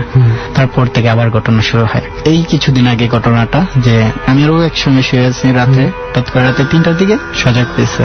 মানে সজাগ ভাই দেখি শীতে অনেক ই করতেছে আর কাঁদতেছে। আমি কি ব্যাপার, কান্দো কেন? গায়ে হাত দিছি, দেখি গা এত ঠান্ডা ভাইয়া, গরমের দিন এত ঠান্ডা কেন এত? আমি গোসল করে আসলাম মাত্র। আমি গোসল করে আসলাম মানে আমার উপর পানি ঢেলে দিচ্ছে। মানে আমিও দেখলাম হাত দিয়ে দৌড়ে গোসল করে আসলে যেমন একটা লোকের ঠিক এমন। আমি তো মানে কি ঘুমের মধ্যেই? হ্যাঁ, তাহলে তো বিছানাও ভিজে যাওয়ার কথা। কিন্তু কিছু ভিজে নাই, কিন্তু ওর গাটা শুধু প্রচুর ঠান্ডা হয়ে আছে। আচ্ছা, তারপর ওই দিন গেল, বকা দিলাম যে তুমি তোমার তাবিজটা যত্ন সহকারে রাখতে পারো নাই, এখন সমস্যা হলে তোমায় অনেক বকছি। তারপরের দিনে ঘটনা যে ওদের বাসায় ও যায় মাঝে মাঝে। ওদের বাসাটা আমাদের বাসা থেকে একটু দূরে আছে। আমি অফিসে ছিলাম, আমার ওই দিন 10টা-12টার দিকে ছুটি হতে পারে। আমি দেখতে দেখতে 11টা-12টা বেজে যায়। ওদিনে ঘটনা, ওদের বাড়ি থেকে 10টার দিকে আসতেছে। যে রাস্তা দিয়ে আসে ওই রাস্তা দিয়ে একটা মানে গোরস্থান, তার পাশে একটা মসজিদ, আর ওই দিক দিয়ে আসতে হয় একটা কৃষ্ণচূড়া গাছ আছে। আচ্ছা, ওই কৃষ্ণচূড়া গাছের ওই দিক দিয়ে আসতেছে। হঠাৎ করে দেখে 2টা কুত্তা। আচ্ছা, মানে ওর দিকে আসতেছে। হ্যাঁ, আমার ওপের দিকে আসতেছে। আমার ওই কুত্তা দেখলে দৌড়াবে, আমার দিকে আসে কেন? ও কহে যা যায় না, আসে। ও দৌড়ায় আসে পড়ে ওখান থেকে, কিন্তু কুত্তা গুলো ওর পিছনে আসে। ও আর ই করে না, দৌড়ে আসে এবং কুকুরগুলো তার পেছনে দৌড়ে আসে। হ্যাঁ, দৌড়ে আসে পড়ে। তারপরে ওই দিন ওর রাত্রে ওকে স্বপ্নে দেখায় যে ওই কুকুরগুলো ওকে টাইনে নিয়ে যাইতেছে। আর ও বলতেছে যে আমাকে নিস না, আমাকে বলতেছে আমি ওকে কুকুরগুলো করে মিথ্যা কথা বলছি। কি বলছে? বলছি যে আমাকে নিও না, আমার বাবু আছে, আমার বাবু কানবে। তারপর আমাকে ছেড়ে দিছে। আমি দেখছি অনেক মানুষকে দৌড়া নিয়ে যাইতেছে, আমি আর ওই রাস্তা দিয়ে যাইবো না। আমাকে এমন করে বলতেছে আমি আর ওই রাস্তা দিয়ে যাবো না, ওই কুকুরগুলো আমাকে নিয়ে যাইবো। সে তো পুরোপুরি আতঙ্কগ্রস্ত হয়ে গেছে। রাইট, এটা মানে সেই স্বপ্ন দেখছে, স্বপ্ন থেকে জেগে এই কথা বলছে। তারপর দিনে কোনো সমস্যা আছে না, রাত্রে যদি ওই দিক দিয়ে আসে ওই কুকুরগুলোকে দেখতে পারতেছে ও। আচ্ছা, এবং প্রতিদিনই কি স্বপ্ন দেখে? প্রতিদিন ওই দিক দিয়ে আসে? হ্যাঁ, ওই দিক দিয়ে আসলে স্বপ্নে দেখে। আর সপ্তাহে 2-1 দিন এরকম স্বপ্নে দেখে কান্না করে ওঠে। যে মানে আমিও দেখি যে এটা বাস্তব। আর আমি সবচেয়ে বেশি বিশ্বাস করছি একদিন রাতে 3টা ঘটনা, আর দ্বিতীয়ত গোসল করার ঘটনা। আমি ওকে দৌড়ে দেখি শরীরটা এত ঠান্ডা ভাইয়া, এতটা ঠান্ডা। একজন গোসল করে আসলে মানুষের গায়ে যেরকম একটা হয় সেরকম এরকম ঠান্ডা, ও শীতে কাঁপতেছে। পরে আমি ওকে কম বলি যে কি করো। আর এরপরে কি হলো? এরপরে ভাইয়া এখন এরকমই চলতেছে, এখনো এরকমই চলতেছে যে এখন আমি তাবিজ টাবিজ কিছু আইনা দিইনি, রাগ করে যে তুমি তোমার তাবিজটা ঠিক মতো রাখতে পারো নাই, কোথায় কি ফেলাইছো না ফেলাইছো। তারপর ও বলতেছে যে আমি ইচ্ছে করে করি নাই, আর আমি ওই রাস্তা দিয়ে যাইবো না। এখন কি শুধু ওই রাস্তা দিয়ে গেলেই প্রবলেমটা হয়? ওই রাস্তা দিয়ে গেলে প্রবলেম হচ্ছে, আর বাসায় প্রবলেমটা হচ্ছে যে ভাইয়া মানে আমার ডান সাইডে শুইলে কোনো সমস্যা হয় না, আমার বাম সাইডে শুইলে সমস্যাটা হচ্ছে। বাম সাইডে শুইলে আমি রাত্রে কান্না করে উঠে যে কোনো সমস্যা হয়, যে ওকে ডাকতেছে কিংবা এই করতেছে। পরে আমি ওকে জিজ্ঞাসা করি আসলে বলো তো কেমন লোকে তোমাকে ডাকে। পরে আমাকে বললো যে তোমার মতো একটা লোক, অনেক বড় বড় দাড়ি, তোমার থেকে উচ্চা লম্বা আরো মোটা, আর অনেক পাঞ্জাবি পরে থাকে, আর আমাকে এসে এমন করে ডাকে, আমাকে বলে যে তুই আমার সঙ্গে আস, তোকে নিয়ে যাব। আমি বলি যে আমি যাব না, আমি যাব না। আমার স্ত্রী যেটা আমাকে বলে, আজকে ডরে জানি না আজকে কি হচ্ছে, সব আনসলভ ঘটনাগুলো পাচ্ছি, আনসলভড কেসেস। আসলেই মানে এখনো এই ঘটনা ঘটে যাচ্ছে, এরকম হয়ে যাচ্ছে, এখনো কিছু ঠিক হয়নি এখনো। লাস্ট কবে ঘটেছে? লাস্ট যেটা আপনার মানে 3 তারিখের ঘটনা, সেপ্টেম্বর মাসের 3 তারিখে একবার এই ঘটনা ঘটেছে। 3 তারিখের ঘটনা। এরকম একটা মানে গল্প পড়েছিলাম আমি, হুমায়ুন আহমেদ স্যারের একটা গল্প। সেখানে ব্যাপারটা ছিল যে স্ত্রী এত বেশি ভয় পেত, মানে কোনো এক কারণে তার হাজবেন্ডকে তার মনে হতো যে তার হাজবেন্ডের কোনো একটা সমস্যা আছে। হ্যাঁ, গভীর রাত্রে হঠাৎ মানুষের ঘুম ভেঙে আধো আলো আধো অন্ধকারে মানুষ চোখ খুলে তাকিয়ে হঠাৎ যদি তুই দেখিস তোর পাশের মানুষটা তোর দিকে কড়া চোখে তাকিয়ে শুয়ে আছে, তোর কেমন লাগবে? তো ওই মহিলা এভাবেই সারা রাত জেগে থাকতে থাকতে শেষ পর্যন্ত পাগল হয়ে যায়, এবং এক পর্যায়ে যেটা হয় সে জানতে পারে সাইকোলজিস্টের কাছে গিয়ে যে তার কাছে কোনো এক কারণে মনে হতো তার হাজবেন্ডের একটা চোখ পাথরের। শেষ পর্যন্ত লোকটা নিজের চোখ নিজে পেন্সিল দিয়ে উপড়ে ফেলে। যদিও এটা জাস্ট একটা গল্প ছিল, বাট আপনার স্ত্রীর ক্ষেত্রে যেটা হচ্ছে আশা করছি এটা বন্ধ হবে এবং আর হবে না। এবং এই মুহূর্তে আমার মনে হয় যে এই ধরনের ঘটনা যখন ঘটছে তখন কিন্তু সে অনেক বড় একটা ভীতির মধ্যে আছে। আমার মনে হয় আপনার তার সাথে রাগ করার ব্যাপারটা এড়িয়ে গিয়ে তাকে সঙ্গ দেওয়া উচিত, সাপোর্ট করাটা অনেক যুক্তিসঙ্গত। আপনি যত দূরে যাবেন তার ভয় আরো বাড়বে। শুধু ডানে এবং বামে শোয়া নিয়েই যদি প্রবলেম হয়ে থাকে তাহলে আপনি চিন্তা করেন সে কতটুকু বেশি ভীত অবস্থায় আছে। আমার মনে হয় আপনার উচিত হবে তাকে সঙ্গ দেয়া। ভাইয়া জি ভাইয়া, ঠিক আছে। আমি সেই সাথে আমি একটু এই জিনিসটা যোগ করতে চাই, বিষয়গুলা সবসময় কবিরাজের মধ্যে সীমাবদ্ধ না রেখে কোনো একটা ডাক্তারের কাছে যান, কোনো একটা সাইকিয়াট্রিস্টের কাছে যান, মানে দরকার পড়লে বাসা বদলে ফেলুন, অনেক কিছুই হতে পারে। দেয়ার আর মেনি সলিউশনস। না, আমাকে আসলে কবিরাজে যখন ডাক্তার কাছে গেছিলাম হঠাৎ করে জ্বর হয়েছিল, ডাক্তার ওর জ্বর ঠিক হওয়ার পর ঠিক হয় নাই, পরে কবিরাজ দেখালাম, কবিরাজ ঠিক হয়েছে। পরে কবিরাজ বলল যে রুমে আছে রুমটা চেঞ্জ করে ফেলাও। আমি রুম চেঞ্জ করে অন্য রুমে চলে গেছি, কিন্তু তারপরও আমি বলবো যে ডাক্তারের সাথে একটা অলওয়েজ যোগাযোগ রাখাটা আপনাদের সব বেটার হবে। হয়তো ডাক্তার চেঞ্জ করে অন্য কোনো ডাক্তারের পরামর্শ নিতে পারেন। রাইট। এবং অনেক সময় ভয়টা যদি সত্যি হয়েও থাকে যে সত্যি কিছু একটা দেখে সে ভয় পাচ্ছে, সেই ক্ষেত্রে সেই ভয় থেকে তার অনেক শারীরিক সমস্যা হতে পারে, দুর্বলতা আসতে পারে। ওর যেদিন ওই পানি ডাল ছিল তারপরে থেকে ওর জ্বর হয়েছে, এখন পর্যন্ত মানে পুরোপুরি ভালো হয়নি। রাত্রে মাঝে মাঝে জ্বর আসে, মানে জ্বরটা এখনো ভালো হয়নি। যাই হোক, আনসলভ আরেকটা ঘটনা আমরা পেলাম আজকে ধরে। তো মিরাজ ভাই, আর কোন ঘটনা কি আছে? আরেকটা ঘটনা আছে যে আমার আমি যে ঘটনাটা বলবো সেটা হচ্ছে যে আমার আব্বুর কাছে শোনা, যে আমার আব্বুর সঙ্গে একজন লোক ব্যবসা করতো, যে আমার আঙ্কেল, আমি সম্ভবত ভালোভাবে চিনি না। যে কত বছর আগের ঘটনা এটা? আপনার 95-96 দিকে ঘটনা। আচ্ছা, আমি তখন একটু ছোটই ছিলাম, তেমন চিনি না। আব্বুর কাছে এই ঘটনাটা আমি শুনি। যেমন হয় যে আব্বুর সঙ্গে ব্যবসা করতেছে ভালো, প্রতিদিন ওনারা, আর আব্বুর সাইকেল ছিল না, ওনার সাইকেল ছিল, ওনার বাড়ি ছিল একদিকে আর আমাদের বাড়ি ছিল একদিকে। মানে ভয় আব্বু মতো আসা করতো, ওনার মতো উনি যেদিক যেত মানে ওনাদের বাড়িতে ওখানে একটা মানে শ্মশান পড়তো, শ্মশানের পাশে দিয়ে রাস্তাটা ছিল, যে উনি প্রতিদিনের মতো ওদিনেও যাচ্ছিল, সাইকেল চালিয়ে যাচ্ছে, শ্মশানের দিকে তাকাই দেখে কি মানে একজন লাশ পোড়া হচ্ছে। উনিও বলে যে এত রাত্রে লাশ পোড়া হচ্ছে, 12টা 12:30 বাজে, যে এত রাত্রে লাশ পোড়া হচ্ছে।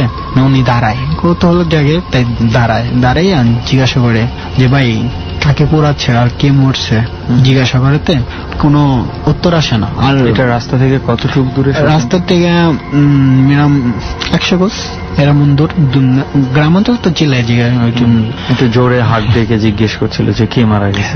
তারপর উনি উত্তর না পারলে সাইকেলটা মানে রাখে আমি দেখবো ওর পিছন দিকে তাকায় দেখে কি ওনার পিছনে একটা লোক দাঁড়িয়ে আছে, আর শ্মশানের দিকে তাকায় বাবার পেছনে না আমার ওই আঙ্কেলের পেছনে। আঙ্কেলের পেছনে ওখানে দেখে ওনার পিছনে একজন লোক দাঁড়িয়ে রয়েছে, আর শ্মশানের দিকে তাকায় দেখে কিচ্ছু নাই। আচ্ছা, উনি তো দেখে ওদিন অজ্ঞান হয়ে যায় ওখানে। এত কিছু আগুন চিতা এই ধরনের কিছু নেই, শুধু একজন লোক ওনার সামনে দাঁড়িয়ে আছে সাদা কাপড় পরে। তারপর উনি মনে করেন অজ্ঞান হয়ে যায়। অজ্ঞান হওয়ার পরে পরের দিন সকালবেলা একজন লোক ওনাকে ওখানে পাওয়ার পরে নিয়ে যায় সুস্থ টুস্থ করে ওর বাড়িতে পাঠিয়ে দেয়। পরে উনি বাড়িতে যাওয়ার পর আর এটা বাড়িতে কিছু বলে না, যে ওনার স্ত্রী জিগায় না যে কোথায় আছে না আছে। পরের দিন সেম এরকমই ঘটনা হয় যে আগুন দিয়ে লাশ পোড়াচ্ছে। ওদিন উনি জিজ্ঞাসা করে না, আমি আজকে জিগাবো না, যাই হোক চলে যাব। কিন্তু উনি একটা বট গাছ আছে শ্মশানের পাশে, বট গাছের পাশ দিয়ে যাওয়া শুরু করে। ওখানেই ওনার সাইকেলের চেনটা ছিঁড়ে যায়। ছিঁড়ে যাওয়ার পরে উনি ওখানে দাঁড়ায় যায়, দাঁড়ায় সাইকেলের চেনটা দেখতেছে। হঠাৎ করে ওনার হাতে একটা পানি জাতীয় কিছু পড়ে। উনি দেখে যে রক্ত, উনি রক্ত দেখে তো অবাক হয়ে যায়। এই রক্ত গাছের উপরের দিকে ওনার কাছে লাইট ছিল, গাছের উপরের দিকে লাইট দিতেই দেখে কি একটা কালো শেপ জাতীয় কিছু, যে একটা বাচ্চার মতো কিছু দৌড়ে দৌড়ে খাচ্ছে। উনি দেখে তো এক দৌড়ে সাইকেল টাইকেল ফালে এক দৌড়ে যায়, বাড়িতে চলে যায়। ওদিন প্রচুর ভয় পায়। কবিরাজ টবিরাজ অনেক কিছু দেখানো হয়, দেখানোর পরে কবিরাজ বলে যে এটা অনেক খারাপ কিছু, ওই দিক দিয়ে তুমি আসা যাওয়া একটু কম করো, আর তাবিজ টবিজ দেয়, আর কিছু হয় না। কিন্তু বেশ কিছুদিন পর হঠাৎ করে তাবিজটা কেমন করে চলে যায়, উনি নিজেও বলতে পারবে না। ওই রাস্তা দিয়ে যায় না। হঠাৎ করে একদিন খুব জরুরি ছিল যে ওই রাস্তাটা শর্টকাট একটা রাস্তা, ওনার বাড়িতে যাওয়ার সাহস করে যায়। তারপরে যে দেখি মানে আমরা যেটা পাই সকালবেলা, যে ওনার লাশটা ওই বট গাছের ভিতরে ঝুলতেছে।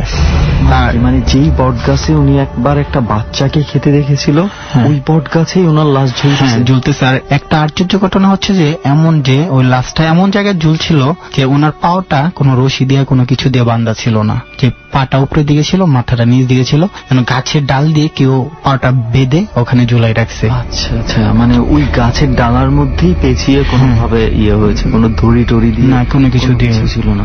তারপর ওখানে আর এমন যে ওখানে মানুষ যাওয়ার মতো অবস্থা না যে ওখানে মানুষ যেতে পারে, যে মানুষ গিয়ে এই কাজটা করবে। তারপর ওনাকে মৃত অবস্থা পাই, তারপর যা করার করি। আর যেটা ভাবি যে এটা কোনো আত্মার কাজ, খারাপ জিনের কাজ হতে পারে। মানে আসলে এর আগে তো এই বট গাছের যেই ওনার আগের এক্সপিরিয়েন্সটা ছিল ওটা তো আপনারা জানেন, আপনারা শুনেছেন, উনি বলেছিল। আসলে উনি হয়তো বেঁচে থাকলে বোঝা যেত যে এইখানে কি ঘটনা কি হয়েছিল কারো বলা সম্ভব হচ্ছে না, তবে একটা ধারণা করা যাচ্ছে যে এই গাছের এখানে উনি আগে যেই ধরনের অদ্ভুত ঘটনা দেখেছেন এটার সাথে এটার কোনো একটা যোগসূত্র রয়েছে। আসলে এরকম অনেক সময় অনেক কিছু ঘটে যায়, এই জন্যই বলা হয় যে খুব বেশি মানে দুঃসাহস না দেখিয়ে অনেক সময় অনেক কিছু সাবধান থাকাই ভালো। তো যাই হোক, অনেক ধন্যবাদ মিরাজ ভাই দ্বিতীয়বারের মতো ডরের জার্নিতে এসে আপনার এই এক্সপিরিয়েন্স গুলো শেয়ার করার জন্য। ওকে, তো আবারও একজনের ঘটনা শোনা শেষ করে আরেকজনের ঘটনায় চলে যাব। যেভাবে হয় সব সময় ডরে, ঠিক সেভাবেই এখন আমরা যার এক্সপেরিয়েন্স, অভিজ্ঞতা যারটা শুনবো, সজীব ভাই কেমন আছেন আপনি? জি ভাইয়া ভালো আছি, আপনি ভালো আছেন? এই তো, আপনি কি করছেন এখন ভাইয়া? আমি অ্যাকচুয়ালি একটা প্রাইভেট ইউনিভার্সিটিতে পড়াশোনা করতেছি আর কি।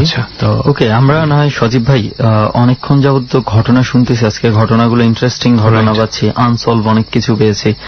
সো ওনার ঘটনার দিকে চলে যায়, আনসলভ কিছু থাকে না, সলভ কিছু পাওয়া যায়, কি বলিস রেন? Not a bad idea. আমার যে ঘটনাটি এটি হচ্ছে ঢাকাতেই, এন্ড এই ঘটনাটি ঘটে হচ্ছে গত জুন মাসের 18 তারিখ, রমজানের আগের দিন। ওকে, এই ঘটনাটি ঘটেছে ভর দুপুরে। আচ্ছা, যেটার জন্য আসলে আমি প্রিপেয়ার ছিলাম না। ঘটনাটি ঘটে হচ্ছে ঢাকার সেন্টারে একটি ফেমাস ইংলিশ কোচিং সেন্টার আছে। আচ্ছা, ইংলিশ ল্যাঙ্গুয়েজের কোচিং সেন্টার। জি, ল্যাঙ্গুয়েজ কোচিং সেন্টার। তো আমি ওইখানে আইএলটিএস করতেছি আর কি। আচ্ছা, তো হয়তো প্রবলেমের কারণে আমি এখন নামটা বলতে চাচ্ছি না, কারণ এটা হয়তো বা আমারও প্রবলেম হতে পারে। আমরা কোনো ধরনের কোনো অর্গানাইজেশন, স্কুল, অফিস, স্পেসিফিক কোনো বিল্ডিং, এগুলোর কোনো নামই আমরা কখনোই বলি না, কারণ অনেক রকম সমস্যা হয়। যাকে আমি ঘটনা চলে যাই, ওই দিন তারিখ ছিল 18 তারিখ, রমজানের আগের দিন। রমজান শুরু হয়েছিল শুক্রবারে, আমাদের যে ক্লাসটা ছিল বৃহস্পতিবারে। তো আমরা যখন কোচিং সেন্টারে যাই, আমার ফ্রেন্ড ছিল তুহিন। আমি একটু বর্ণনা দিচ্ছি যে আমার কোচিং সেন্টারে আপনার 2 ডে আমাদের মক টেস্ট গুলো হয়। আচ্ছা, first listening, reading and writing হয় আপনার 4 তলাতে, আচ্ছা। এন্ড দেন যে স্পিকিং টেস্টটা এটা হয়েছে নিচতলাতে। আচ্ছা। আমরা ওইখানে 3টা ধাপ 4 তলাতে শেষ করে নিচতলায় আসতে হয় স্পিকিং দেওয়ার জন্য। তো আমাদের ক্লাস শুরু হয় 11:30 থেকে। আচ্ছা। তো 11:30 থেকে প্রায় 2:30 পর্যন্ত আমরা ওইখানে 3টা ধাপ এক্সাম দেই। দেওয়ার পর আমি এন্ড তুহিন নিচে আসি পরের অংশটুকু পরে স্পিকিং টেস্টটা দেওয়ার জন্য। আচ্ছা। তো আসার সময় যে এতক্ষণ পরীক্ষা দিচ্ছি স্বাভাবিক একটু টায়ার্ড হয়ে গেছি। অফকোর্স। তো আমার ফ্রেন্ডকে আমি বলতেছি যে দোস্ত চলো আমরা ওয়াশরুম থেকে একটু ফ্রেশ হয়ে আসি, যেহেতু এতক্ষণ পরীক্ষা দিলাম টায়ার্ড হয়ে গেলাম। তো ও বললো যে না তুমি যাও, আমি স্পিকিং টেস্টটা দেই, তুমি ফ্রেশ হয়ে আসো, দেন দেখা যাক কি করা যায়। তো একটু বলে রাখা ভালো যে আমাদের যে বয়েজ ওয়াশরুমটা এটা হচ্ছে ওই বিল্ডিংটা থেকে সম্পূর্ণ একদম আউটসাইডে। আচ্ছা। আর যে আমাদের স্টাফ টিচার্স দের জন্য হচ্ছে যে ওয়াশরুমটা এটা হচ্ছে 3 তলার মধ্যে। আচ্ছা। আমাদের যে বয়েজ ওয়াশরুমটা এটার জন্য আমাদেরকে 1 থেকে 1.5 মিনিট হাঁটতে হয়, চিপা গলি দিয়ে একদম পিছনের দিকে যাইতে হয়। তো আমি একাই ছিলাম, দুপুরবেলা 1:15 থেকে 2টা তখন বাজার টাইম।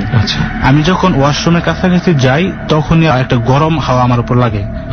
তো আমি ভাবতেছিলাম যে হয়তোবা এসি থেকে আসলাম, এর জন্য হয়তোবা গরম বাতাসটা হঠাৎ করে গরমটা আমার উপর লাগতেছে, কিন্তু ঘটনাটা আসলে এরকম না।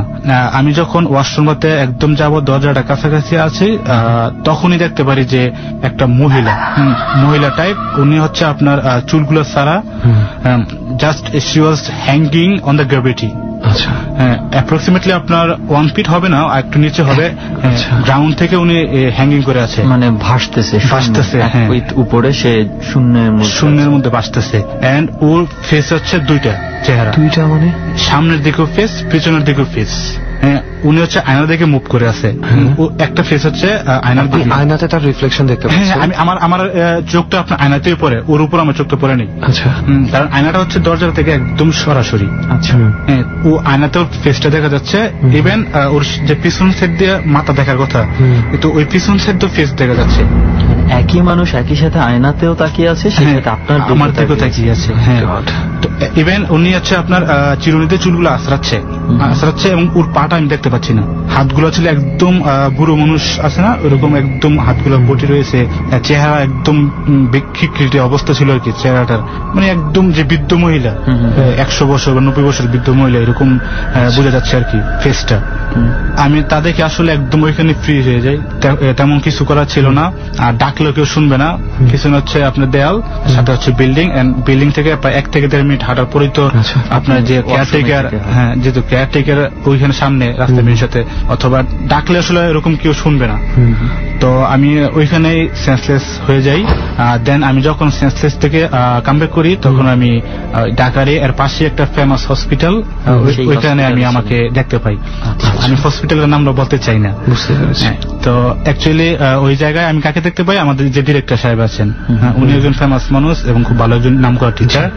আমাদের 2জন ম্যাম ছিলেন এবং আমার ফ্রেন্ড তুহিন ছিলেন। আচ্ছা। তো তুহিনকে আমি আস্ক করি যে আসলে ব্যাপারটা কি। ও বললো যে না, ব্যাপারটা কোনো কিছু না, তোমাকে তো আমরা ওইখানে সেন্সলেস অবস্থা পাইছি আর কি। তুহিন হচ্ছে সেই ফ্রেন্ড আপনি যে বলছিল যে তুই যা, তুই যা, আমি আসি। তো ও পরে হয়তো বা গেছে ওয়াশরুমে গিয়ে আমাকে ওইখানে ভাবে পেয়েছে। জি জি। তো ওকে বললাম, তো ও বললাম, আমাকে বলতেছে যে কি ঘটনা। তো আমি সবকিছু বললাম যে এই ঘটনা আমার সাথে ঘটছে। তো দেন যে আমাদের যে টিচার ডিরেক্টর সাহেব, উনি বললো যে সজীব, তুমি এই ঘটনাটা আসলে কারোর সাথে শেয়ার করো না, because this is related to our reputation. হ্যাঁ, আমাদের প্রতিষ্ঠান একটা নাম করা প্রতিষ্ঠান, তুমি যদি বলো আমরা তাহলে স্টুডেন্ট পাবো না। তো এর পরে আমি আর এই ঘটনাটা কারোর সাথে শেয়ার করিনি। তো আমার তুহিন যে ও এখন মালয়েশিয়াতে স্টাডি করতেছে। পরে কি আপনি ওই প্রতিষ্ঠানে আরো ক্লাস করেছেন? ক্লাস এরকম আমি করি না, কারণ আমার অলরেডি আইএলটিএস কমপ্লিট হয়ে গেছে। আমার আমেরিকাতে যাওয়ার জন্য রিকোয়ারমেন্ট যতটুকু ছিল আমি পেয়ে গেছি। ওই প্রতিষ্ঠানে আর আপনার আমার এখনো পর্যন্ত আমি আর যাইনি। আচ্ছা, আপনি বলছিলেন যে আপনি যখন হসপিটালাইজড অবস্থায় ছিলেন তখন আপনাদের কিছু ম্যাম, ইনফ্যাক্ট আপনাদের সবচেয়ে সিনিয়র স্যার যে রেসপেক্টেড এবং পপুলার যার কথা বললেন, সেও আপনাদের সাথে ছিল। তো ওনারা কি আপনাকে কোন রকম কোন এক্সপ্লেনেশন দিয়েছে বা এই ব্যাপারে কোনো কিছু বলেছে? এক্সপ্লেনেশন বলতে পাইনি, তবে তুহিনের কাছে আমি জিজ্ঞাসা করেছিলাম যে তুই গোপনে কেয়ারটেকারের সাথে আলাপ করিস, জিজ্ঞাসা এখানে কোনো কিছু হয় কিনা। কেয়ারটেকার নাকি বলেছে যে না, এখানে এরকম প্রায় হয়, এটা জিনিসটা তেমন কোনো কিছু না, স্টুডেন্ট দেখি প্রায় ভয় পায়। তো ওই আপনার যে টিচার, যে আপনি ডিরেক্টরের কথা বলছেন, ওনারা কি এই ধরনের প্রবলেম আরো ফেস করেছে? হ্যাঁ, আচ্ছা, ফেস করেছে, কিন্তু বিষয়টা সবার কাছে হাইট রেখেছে, কারণ এটা ওদের রেপুটেশনের সাথে রিলেটেড। আচ্ছা আচ্ছা, এর জন্য এই ছিল আমার ফার্স্ট এক্সপেরিয়েন্সটা। ওকে, মানে ঢাকা শহরে তাও দিনের বেলায়, রাইট, ওটাই ভাবছিলাম আজকে অদ্ভুত। একই সাথে আমরা কিছু আনসলভড ঘটনাও পাচ্ছি এবং এমন কিছু জায়গায় ঘটনা পাচ্ছি যেখানে সাধারণত মানুষ চিন্তা করতে পারে না যে এই ধরনের কিছু থাকতে পারে। ফর এক্সাম্পল, যে জায়গাটার কথা আমাদের কাছে গোপন রেখেছেন, কিন্তু সেই জায়গাটা আমরা তো জানি যে আসলে কোথায়। সো ইটস ডিভাস্টেটিং ম্যান, আমি বুঝতে পারছি না। এবং ইনফ্যাক্ট আমরা যদি সেই অ্যাড্রেসটা আপনাদেরকে বলতে পারতাম, আপনারা নিজেরাও মানে শকড হয়ে যেতেন যে এখানে এরকম কিভাবে ঘটে। As a matter of fact আমি ওই এলাকাতেই থাকি, খুব ভালো করে চিনি প্রত্যেকটা বাসা বাড়ি। সো এই কারণেই আমি আপনাকে অনেক কিছু খুঁটিয়ে খুঁটিয়ে জিজ্ঞেস করছিলাম। যাই হোক, সেই ঘটনার মধ্যে আমরা পড়ে না থাকি। আমার কেন যেন মনে হচ্ছে এর চেয়েও ভয়ঙ্কর কিছু ঘটনা আপনি আমাদের সাথে শেয়ার করতে চান। অবশ্যই অবশ্যই। So let's go for that. আর কি ঘটে ঘটনাটা আছে? আমি এখন যে ঘটনাটা শেয়ার করব আপনাদের সাথে, এই ঘটনাটা আসলে আমার লাইফের খুবই একটা টেরিফিক এন্ড প্যাথেটিক একটা ঘটনা। আচ্ছা, তাহলে আমরা শুরু থেকে শুনি যে কি ছিল। হ্যাঁ, আমি তাহলে ঘটনা সরাসরি চলে যাই। ঘটনাটা ঘটে হচ্ছে 2007-এর জানুয়ারির ফার্স্ট উইকে। তো ওই দিন আমার দাদা আমাকে ডাকে, তখন কিন্তু আমরা আবার ওই মিরসিগার গ্রাম থেকে হোমনা শহরে ছিলাম আমাদের পড়াশোনার জন্য। আমরা ওইখানে মুভ করে ফেলি। হোমনাতে? আপনি যে এলাকার কথা বলছেন, এটা কোথায়? আমি ঘটনাটা বলতেছি, আমরা এখন হোমনা সিটিতে আছি 2004 থেকে এখন পর্যন্ত। আর আমাদের গ্রামের বাড়ি হচ্ছে মিরসিগারি গ্রাম, হোমনা থেকে প্রায় 1 থেকে 1.5 কিলোমিটার দূরে। আর আমি যে ঘটনাটা বলবো এটা হচ্ছে মিরসিগারি থেকে আরো ইস্টে আপনার 1 থেকে 1.5 কিলোমিটার দূরে ঘাড়মোড়া গ্রাম। আচ্ছা, ওইখানে যে কেন্দ্রীয় কবরস্থানটা আছে, ওই কবরস্থানের ঘটনাটা আমি এখন বলবো। তো ওই দিন আমার দাদা আমাকে কল করে যে সজীব তুমি আসো, আমরা বেড়াতে যাব আমার কাকার শ্বশুর বাড়িতে আর কি। তো ওই দিন যাই, দাদা কাজটা সারার পর ওই দিন আমরা 1টা থেকে 1.5টার দিকে রওনা দিই। কয়টার দিকে? 1টা থেকে 1.5টার দিকে রওনা দিই, দুপুরবেলা। তো আমাদের সাথে রিক্সা চালক স্বপন ভাই ছিল, উনি আমাদের পাশের বাড়িরই, আমাদের সাথে খুব ভালো সম্পর্ক। তখন আমরা কোথাও গেলে ওনাকে নিয়ে যেতাম আর কি, স্পেশালি দাদা ওনাকে নিয়ে যেত। তো ইন দ্য মিন টাইম আমি আমার দাদার নামটা বলতে চাচ্ছি, কারণ ওনাকে সবাই মোটামুটি চিনে। আমার দাদার নাম হচ্ছে বাহাদুর সাহেব। উনি হচ্ছে একজন ফেমাস পার্সন আমাদের এলাকায়। তো আমরা মিরসিগারি থেকে যখন রওনা দিই, ওইখানে রঘুনাথপুর গ্রামে যাই আমরা। মিরসিগারি থেকে 18 থেকে 20 কিলোমিটার দূরে বিয়েটা হয়, অনুষ্ঠানটা হয়। তো আমরা ওইখানে বিয়েতে অনুষ্ঠান সেরে আপনার আস্তে আস্তে প্রায় রাত্র 10টা থেকে 10:30 বেজে যায়। রিক্সাতে ছিলাম শুধু আমি, দাদা এন্ড রিক্সা চালক স্বপন, 3জন ছিলাম। তো আমরা যখন ওই গারমুড়া কবরস্থানের কাছে আসি, কবরস্থানটা আমি একটু বর্ণনা দিচ্ছি, এটা হচ্ছে মেন রাস্তার একদম পাশে, একদম পাশে। আর পাশে হচ্ছে আমাদের যে মধুমতি নদী ব্রাঞ্চটা, একটা ছোট্ট একটা ব্রাঞ্চ আসছে আর কি দিক দিয়ে। তো এর পাশে হচ্ছে নদীটা অনেক গভীর, একদম অনেক নিচে আর কি, রাস্তা থেকে অনেক নিচে। তো আমরা যখন কবরস্থানটার কাছাকাছি আসি, তখনই দেখি যে আপনার একটা আলো, আলোটা হচ্ছে আপনার একটা লাইটার জাহাজের মতো, একদম লাইটার জাহাজে যে ধরনের আলোটা থাকে। তো ওটা করে কি আপনার কোথায় দেখতে পাচ্ছেন? নদী থেকে আপনার উঠতেছে উপরের দিকে। আচ্ছা, হ্যাঁ, উপর দিকে উঠে। কিন্তু আপনি যে নদীটার কথা বলছেন ওইখানে তো কি জাহাজ যাওয়ার মতো? একদম ইম্পসিবল, জাহাজের হ্যাঁ প্রশ্নই ওঠে না এখানে জাহাজের কথা। তো আমরা ওইটাই থিঙ্কিং করতেছিলাম যে এখানে এত রাত্রে ওই রাস্তা দিয়ে আপনার গাড়িও যাওয়ার কথা না, যে এত বড় গাড়ি যাওয়ার কথা না, আর জাহাজ তো প্রশ্নই ওঠে না। আচ্ছা, কিন্তু এরকম আলোটা আমরা কিন্তু ওই আলোটাতেই সবকিছু দেখতে পাচ্ছি আশেপাশের। ওকে, এত আলো হচ্ছে আশেপাশে, হ্যাঁ, কবরটা একদম স্পষ্ট দেখা যাচ্ছে। অনেক দূরে ছিলাম তখন আমরা। তো আলোটা আস্তে আস্তে উঠে উপরের দিকে, আমরাও আস্তে আস্তে কবরস্থানের দিকে আসি। একদম কবরস্থান থেকে 100 থেকে 150 ফিট কাছাকাছি আমরা তখন। আচ্ছা, তো দেন আলোটা কি করে আপনার ওই কবরস্থানে উঠে, আচ্ছা, ওই এরকম একটা আলো গোলাকৃতি রিং আকৃতি আলোটা আপনার কবরস্থানে উঠে, ওঠার পর আমরা একটু ভয় পেয়ে যাই। নদী থেকে উঠে আস্তে আস্তে কবরে আসে।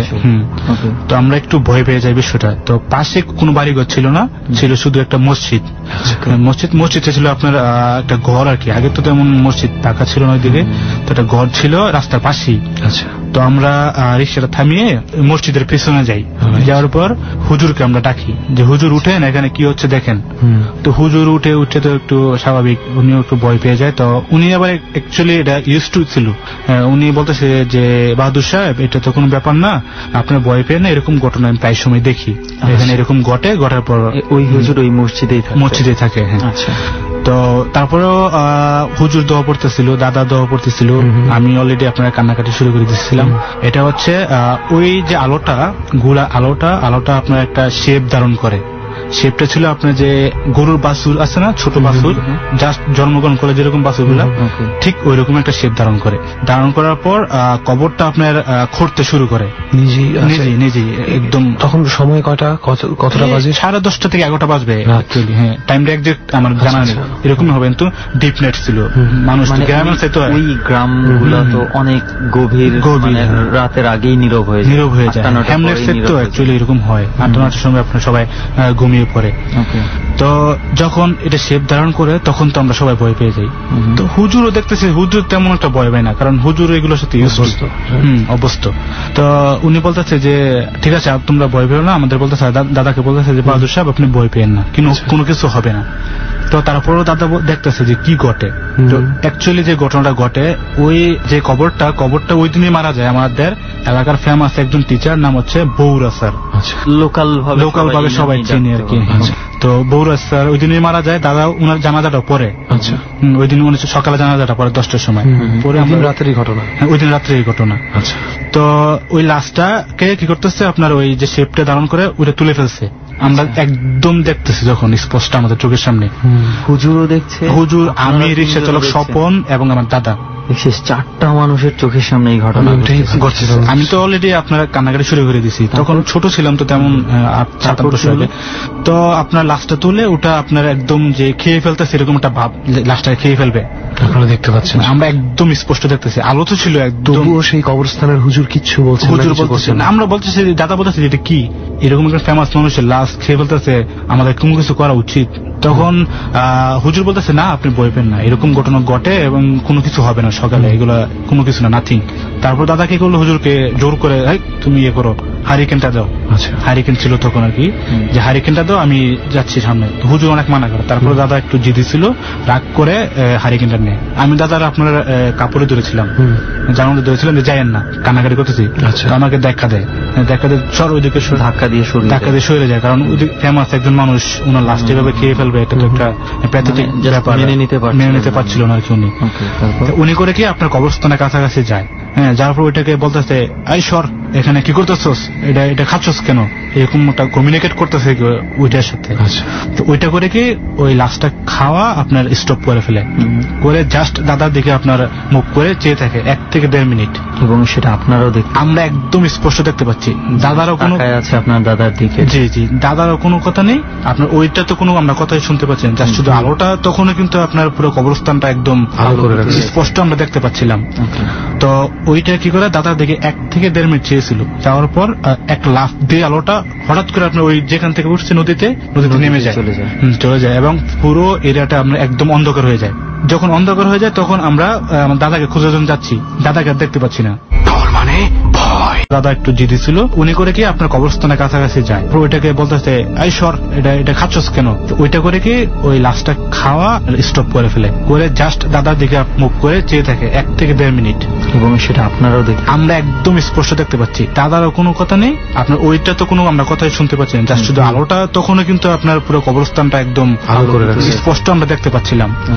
ওইটা কি করে দাদার দিকে 1 থেকে 1.5 মিনিট চেয়েছিল, যাওয়ার পর এক লাফ দিয়ে আলোটা হঠাৎ করে আপনার ওই যেখান থেকে উঠছে নদীতে নেমে যায়, পুরো এরিয়াটা আমরা একদম অন্ধকার হয়ে যায়। যখন অন্ধকার হয়ে যায় তখন আমরা আমার দাদাকে খোঁজার জন্য যাচ্ছি, দাদাকে আর দেখতে পাচ্ছি না। দাদার হাতে হারিকেন ছিল, ওটাও নিভে গেছে কি? তো হ্যাঁ, হারিকেন তো নাই, দাদাকে আমরা কোনো কিছু দেখতে পাচ্ছেন, অন্ধকার একদম। যখন অন্ধকার হয়ে গেছে, আপনারা যখন আসছেন কবরের এখানে ওনাকে খোঁজার জন্য আর দেখতে পাচ্ছি না কাউকে। তো আমরা একটু ভয় পেয়ে যাই, হুজুরও ভয় পেয়ে যায়, অন্ধকার কি করবে। তো হুজুর আমরা 3জনই, পাশে একটা গ্রাম ছিল, পাশে বলতে তেমন দূর না, 2 থেকে 3 মিনিট লাগে গ্রামে যেতে। তো গ্রামে যাওয়ার পরে সবাইকে ডাকতেছি যে বাহাদুর সাহেব তো এখানে প্রবলেম আছে, আপনারা আসেন। তো ওরা কি করে হারিকেন নেয়, তারপর লাঠি সুটা নেয়, অনেকে যে অন্য কোনো কিছু কিনা বা যে কুকুর টুকুর বা শিয়াল টেল এরকম কোনো কিছু হইতে পারে কবর যেহেতু। তো ওরা এগুলো নিয়ে আসার পর দাদাকে আমরা শেষ পর্যন্ত খুঁজে একটা গর্তের মধ্যে পাই, কবরের মধ্যে পাই সেন্সলেস অবস্থায়। ওকে, কোনো ভাঙা কবর বা এই ধরনের কিছু কবরের মধ্যে? হ্যাঁ, পুরনো কবর, একটা গর্ত, জাস্ট রাস্তাটার পাশেই গর্তটা ছিল। আমরা ওনাদের সহযোগিতায় দাদাকে বাসায় শেষ পর্যন্ত নেই। বাসায় নেওয়ার পর গরম পানি দিয়ে গোসল করানো হয়। দেন আশেপাশে সবাই চলে আসে, মানুষ যে বাহাদুর সাহেবের এরকম ঘটনা ঘটছে, সবাই দেখতেছে দাদার সেন্সলেস অবস্থায়, কোনো কিছু তো আর ইয়ে নেই, সবাই কান্নাকাটি করতেছে। দেন গরম পানি দিয়ে গোসল করে আপনার ঘরে নিয়ে যাই আমরা। সকালে দাদার জ্ঞান ফিরে, কিন্তু অনেকটা অসুস্থ অবস্থায়। যাক, আস্তে আস্তে একদিন যাওয়ার পর দেখতেছি ওনার পুরো বডিটা আপনার একদম নীল হয়ে যায়। উনি তেমন কথা বলতে পারে না। তো আমরা ওনাকে ঢাকা মেডিকেল নিয়ে আসি প্রথম। তো ঢাকা মেডিকেল রিফিউজ করে দেয় যে না, আমরা এটাকে বাঁচাতে পারবো না, আমাদের কোন ধরনের কোন রোগ ছিল না। দাদা একদম স্ট্রং ছিল, মানে পুরো সুস্থ ছিল। হ্যাঁ, সুস্থ সবল ছিল। ঘটনার পর থেকে অবস্থাটা হয়ে যায় এবং কয়েকদিনের ব্যবধানে 2-3 দিনের ব্যবধান দিন থেকে সে নীলচে রং ধারণ করে একদম পুরো বডি একদম নীল হয়ে গেছে। ঢাকা মেডিকেল কলেজ থেকে রিফিউজ করে দেয়। জি। তারপর আমরা ইবনিসিনাতে ভর্তি করার জন্য নিয়ে আসি, কিন্তু ওরাও রাখিনি। ওরা বলতেছে না। ডাক্তারদের অবজারভেশন অনুযায়ী কি ছিল? কিছু তো তারা বলেছে যে এই কারণে না, ওরা কোনো রোগ পাচ্ছে না। ওরা বলছে যে না, আমরা কোনো রোগ পাচ্ছি না, আর এটা কি ট্রিটমেন্ট দেবো আমরা কোনো বুঝতে পারতেছি না, আপনি নিয়ে যান বাড়িতে, নিয়ে গিয়ে দেখেন অন্য কোনো ব্যবস্থা করতে পারেন কিনা। ডাক্তাররা ডাইরেক্ট রিফিউজ করে দিচ্ছে। আমার ধারণা হচ্ছে ডাক্তাররা মানে চিন্তা করছে যে মানে আছে না, কোন রোগী যখন লাস্ট স্টেজে চলে যায়, যখন তাদের আয়ত্তের বাইরে, যেহেতু এইসবের উপর স্টাডি করে ওরা বুঝতে পারে যে কন্ডিশনটা বুঝতে পারে। তারপর কি হলো? ওরা কিন্তু একটা বাণিজ্যিক যেহেতু হসপিটাল, ওরা কিন্তু টাকা দরকার, রোগী দরকার। চিন্তা করছি একটা জিনিস, চিন্তা করছি যে আমরা যখন জানি যে আইসিইউর নামে মৃত রোগী রেখেও নাকি বাণিজ্য হচ্ছে, করে অনেক রকম বাণিজ্য করা হয় অনেক জায়গায়, তো সেইখানে একটা রোগীকে রিফিউজ করে দেয় যে পারবে না বলে। তাদের কতটা আয়ত্তের বাইরে। Very much good shock for them, এবং তারা যথেষ্ট ভীত ছিল যে এই রেসপন্সিবিলিটি নিয়ে তাদের আরো অনেক ঝামেলা হয়ে যেতে পারে। তারপর রিফিউজ করে দেয়। রিফিউজ করারই ছিল না। দেন আমরা দাদাকে আমাদের বাড়িতে নিয়ে যাই। যারপর যে লোকাল যে আপনার ওজা আছে, কবিরাজ আছে আর কি, তো ওদের দ্বারা আমরা অনেক ট্রিটমেন্ট দেওয়ার ট্রাই করি, বাট এটা হয়নি, দাদাকে বাঁচানো সম্ভব হয়নি। আপনার জানুয়ারি মাসের 21 তারিখ সকাল 10টার সময় আমার দাদা মারা যান আর কি, এই ঘটনাটার কারণে। এটা আর 21 তারিখে মারা যায়। জি। ওনার সাথে ঘটনাটা ঘটেছিল কত তারিখ? মেবি 6 কি 7 তারিখ, ফার্স্ট উইকে, মানে উইদিন 2 উইকস। দাদা সপ্তাহের ব্যবধানে একটা মানুষ মারা যায়। হ্যাঁ, তারপর তো এই ছিল আমার ঘটনা আর কি। তো দাদা ছিল আমার সবচেয়ে ভালো ফ্রেন্ড। আচ্ছা, আমাকে সাপোর্ট দেওয়ার জন্য বা আমার ফ্যামিলিকে সাপোর্ট দেওয়ার জন্য।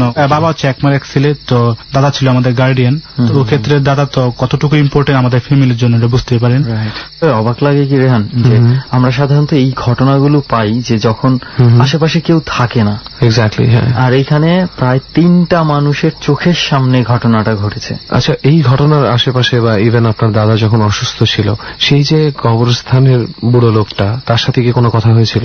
না, একটা ঘটনা আছে এখানে, যে আমরা এলাকাবাসী পরে কিন্তু আপনার কবরস্থানে যায়। আচ্ছা, যাওয়ার পর দেখে যে ওই কবরস্থানটা আগের অবস্থায় ছিল, কোনো কাটা নাই। আপনার মানুষ মারা যাওয়ার পর কবর দেওয়ার পরে কিন্তু আপনার ইয়ে করে তিল নাকি সরিষা টাইপের দেয়, তারপর ভুসি টাইপের কোনো কিছু কবরে দেয়, তারপর হচ্ছে আপনার গাছ লাগিয়ে দেয়। ওইগুলো সবই ঠিক অবস্থায় ছিল, কোনো ধরনের একদম একটা আচরণ ছিল না, কারণ হুজুর কিন্তু আমাদেরকে মানা করেছিল যে এখানে কোনো কিছু হবে না, আপনি যাওয়ার দরকার নেই, কারণ এরকম ঘটনা প্রায় সময় ঘটে, কিন্তু সকালে দেখি যে কোনো কিছু নেই। আচ্ছা, হুজুর কিন্তু আমাদেরকে প্রথমেই মানা করেছিল দাদাকে, কবরটা আপনার আগের অবস্থায় রয়ে গেছে। অথচ আপনারা 4টা মানুষ দেখেছেন যে এরকম ঘটনা ঘটেছে, এবং লাস্ট থেকে পুরো চোখের একটা ইলিউশন বলতে পারে বা ভেলকি, যেটাই বলি না কেন। তো আসলে আপনার জন্য কিছুই আমাদের বর্তমানে করার নেই। জাস্ট কি বলবো, যে একটা জিনিস শুধু শ্রোতাদেরকে বলতে পারি, এই ধরনের অনেক সময় অনেক আশেপাশের মানুষ যখন আপনাকে কোনো কিছু নিয়ে সাবধান করবে যে এখানে না যাওয়াটাই বেটার হবে, কখনোই সাহস করবেন না। দুঃসাহস মাঝে মাঝে চরম পর্যায়ের বোকামি। যাই হোক, এছাড়া আর কোনো ঘটনা কি আপনি আমাদের সাথে শেয়ার করতে চান? জি, অবশ্যই আমি শেয়ার করতে চাই, কারণ এইসব ঘটনার সাথে আমি ইউজ টু, ছোটবেলা থেকে আমি সব আশেপাশে ঘটছে। হ্যাঁ, ইভেন আমি এখন যে ধানমন্ডিতে যে বাসাটাতে থাকি, এই বাসাতে অ্যাকচুয়ালি এরকম প্যারানর্মাল অ্যাক্টিভিটিস প্রায় সময় ঘটে। কিরকম? এই বাড়িটা হচ্ছে অ্যাকচুয়ালি অনেক আগের, প্রায় 30 থেকে 40 বছর আগে বাড়িটা করা হয়। 5তলা বিল্ডিং, তো আমরা নিচতলায় থাকি। তো আমার সাথে যে আমার রুমমেট হালিম ভাই, উনি হচ্ছে MBA করতেছে, আমরা দুইজনে থাকি ওই রুমটাতে। তো এখানে কি হয়, প্রায় সময় রাতে দেখা যায় যে আমাদের উপর বোবা ধরনের এরকম টাইপের কোন কিছু আমাদের অ্যাটাক করে। অ্যাটাক করে আমরা সবকিছু দেখতে পাচ্ছি। ইভেন আমার সাথে এরকম প্রায় সময় ঘটছে যে আমি দেখতে পাচ্ছি সবকিছু ওকে, বাট আমি কোনো কিছু করতে পারতেছি না, নড়াচড়া করতে পারতেছি না, কোনো কিছুই আমার আয়ত্তে নাই। বোবাই দলে যে অবস্থা, তো হালিম ভাইকে প্রায় সময় এরকম অবস্থা হয়, এরকম বোবাই ধরে। তো লাস্ট উইকে একটা যে ঘটনা ঘটে, ওই দিন আমি বসেছিলাম আমার খাটে, নামাজ পড়ে আসি, এশার নামাজ, আমি আমার খাটে বসেছিলাম, আর হালিম ভাইয়ের ব্যাটটা হচ্ছে জানালার পাশে, হালিম ভাই বসেছে। তো আমি অ্যাকচুয়ালি আমার এক্সাম ছিল, এর জন্য গিটারটা আমি টিউন করতে পারিনি এতদিন। তো ওই দিন এক্সাম শেষ, তো ভাবলাম যে গিটারটা টিউন করি। তো আমি গিটারটা নেই, টিউন করা শুরু করি আর কি। একটা গানে খালি সুর দেই, এমন অবস্থায় আমার পিছন দিক দিয়ে বাতাস, ঠান্ডা বাতাস একদম চলে যায়, দিয়ে আপনার হালিম ভাইয়ের সামনে দিয়ে জানালা দিয়ে চলে যায়। হালিম ভাই একদম স্পষ্ট বুঝতে পারছে, আমি একদম স্পষ্ট বুঝতে পারছি পাস করে গেছে, একদম স্পষ্ট। এবং লাইটটা অন ছিল, আমরা একে অপরের দিক একদম স্তম্ভভাবে চেয়ে রয়েছি, কি ঘটলো আমাদের সাথে, এটা কি ঘটলো। অ্যাকচুয়ালি লাইট আছে এরকম সময় 8টা সাড়ে 8টা বাজে তখন, যে কি ঘটবে এখন। তো একটু পর দেখি যে আমার যে ডান কাতটা আপনার কাদের উপর ব্যথা করতেছে, যেখানে আপনাদের বাতাসটা পাস করেছে। হ্যাঁ, আমার এদিক দিয়ে চলে গেছে ডান দিক দিয়ে। তো অ্যাকচুয়ালি ব্যথা করতেছে, ব্যাপার কি আমার ডান কাত ব্যথা করে কেন। তো ডান কাতটা আসলে আমি তখন লক্ষ্য করে দেখি যে এখানে 3টা আঁচড় পড়ে যায় আমার কাদের উপর। আঁচড় একদম স্পষ্ট বোঝা যায়, এবং আঁচড়টা আমি পরে আমার ম্যাচের সবাইকে আমি দেখাই, প্রায় 11টা 12টা পর্যন্ত আঁচড়টা ছিল। আঁচড় পড়ে যায়, হালিম ভাইকে বলতে, হালিম ভাই দেখুন তো এখানে কি হলো, আমি তো এখানে ব্যথা করতেছে প্রচুর। আঁচড় বলতে আপনার হচ্ছে লাল, হ্যাঁ লাল হয়ে যায় একদম, আমার এখানে এই জায়গায় একদম লাল হয়ে যায়। ওই বাতাসটা পাস করার পরপরই হ্যাঁ ব্যথা শুরু হয়েছে। তখন আমি লক্ষ্য করার পর দেখি যে আঁচড়গুলো 3টা আঁচড় ছিল, একদম স্পষ্ট বোঝা যাচ্ছে। হালিম ভাই যখন আঁচড়গুলো দেখে তুমি ভয় পেয়ে যায়। এতক্ষণ ভাবছি যে হয়তো কোনো একটা বাতাস সামথিং কোনো কিছু একটা, দেন উনি আঁচড়টা দেখে একটু ভয় পেয়ে যায়। তো উনি আমাকে বলে চলো ট্রিটমেন্ট দিয়ে আসি। আমি বলি যে না সমস্যা নাই, পানি টানি দিয়ে আপনার একটু ইয়ে করি আর কি।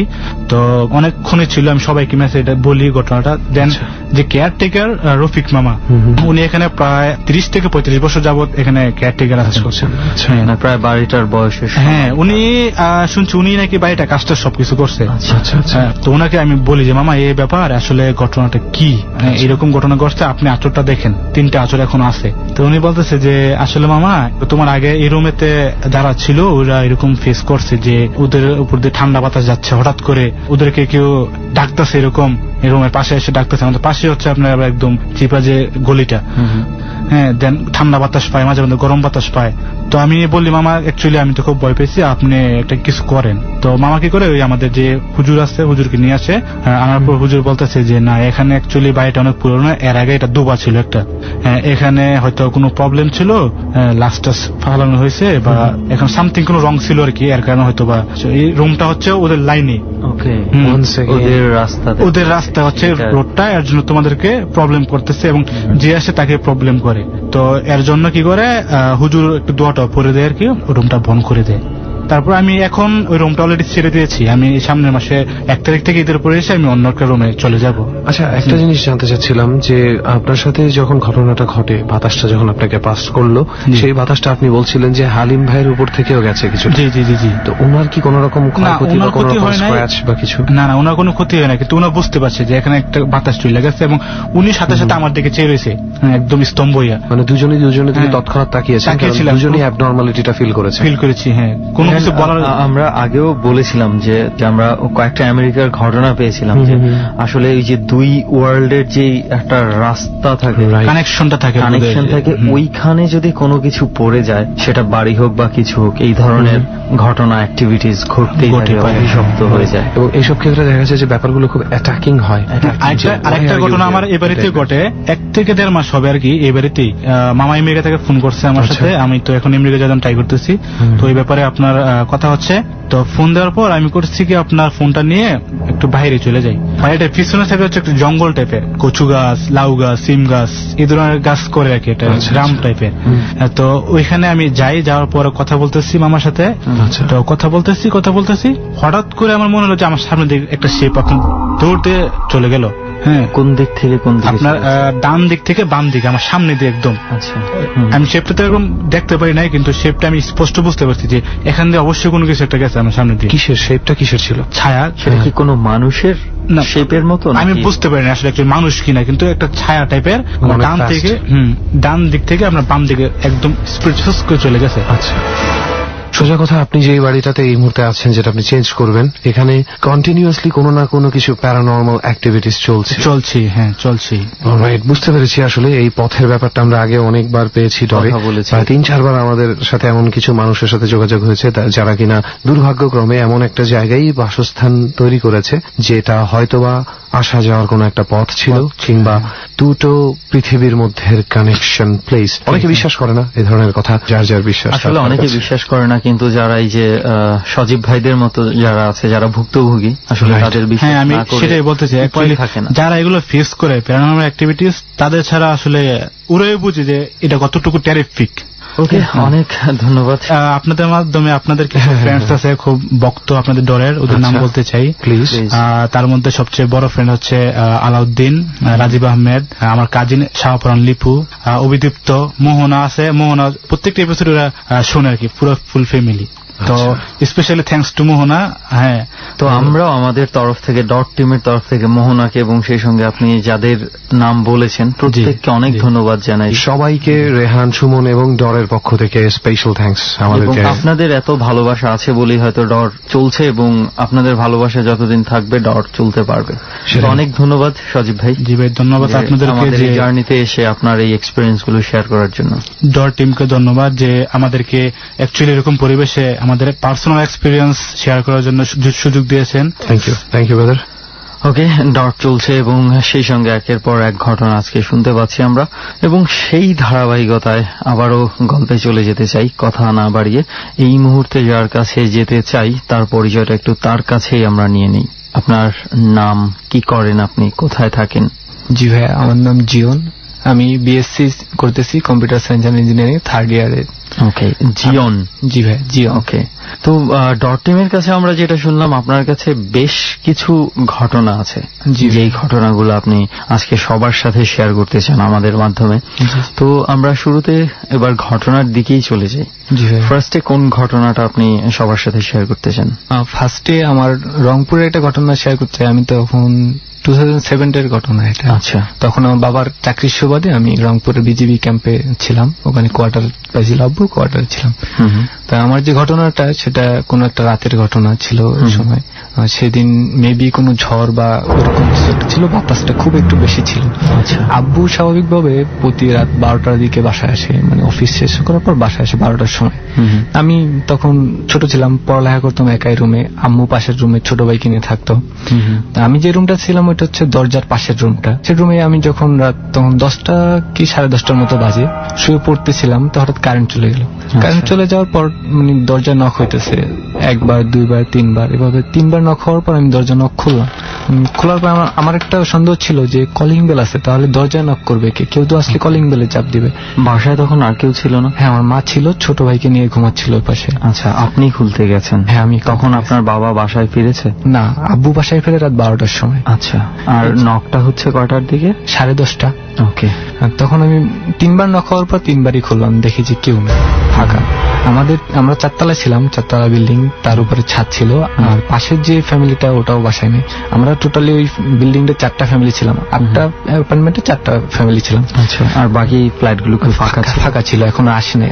ফার্স্টের দিকে তো ব্যাটালিয়ন বদলি হয়ে গেছে তখন, এই জন্য। তখন 3য় নক হওয়ার পর খোলার পর দেখি যে কেউ নেই। 4র্থবার নক হওয়ার পর খুললাম, খোলার পর দেখি যে আমাদের 2nd ফ্লোরে যারা থাকে, আঙ্কেল আন্টি তার 2 ছেলে, তাদের সাথে আমাদের মোটামুটি একটা ভালো সম্পর্ক ছিল। তা আমাকে বলতেছে যে কারেন্ট চলে গেছে, তুমি ছাদে যাবা? তাই আমি বলতেছি যে এত রাতে ছাদে যাবো, আম্মু বকা দিতে পারে। তখন একটু ছোট ছিলাম, আমাকে না আন্টি আমি যাবো না, আপনারা যান। তখন আন্টি চলে গেল, আমি আবার দরজা লাগাই দিলাম। তার ঠিক 5 মিনিট পরে আবার নক। আমি ভাবলাম হয়তো বা তারা আবার ব্যাক করছে, এই জন্য নক করছে। আমি খুলি নাই দরজা। তারপর আবার 2-1 নক হওয়ার পরও আমি খুলতেছি না, একটু মানে বিরক্তই খুলতেছি না।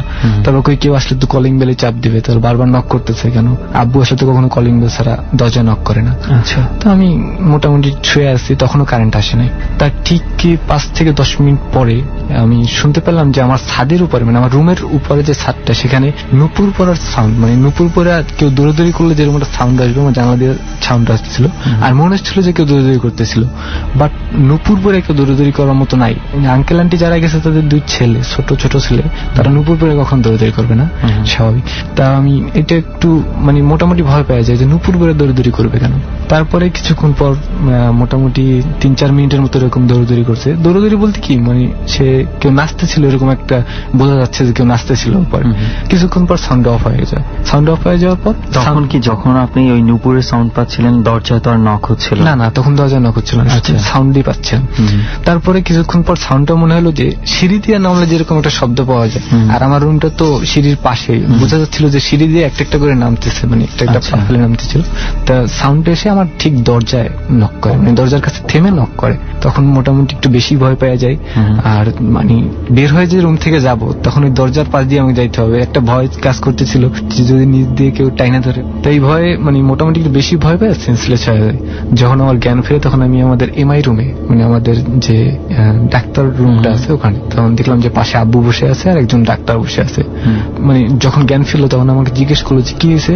আমি বললাম যে আমি এখানে কেন, এটা বলে আবার সেন্সলেস হয়ে যায়। সেন্সলেস হয়ে যাওয়ার পর আমি পরের দিন সকালবেলা আমার জ্ঞান ফিরে, মানে টোটালি সারা রাত আমি সেন্সলেস অবস্থায় ছিলাম।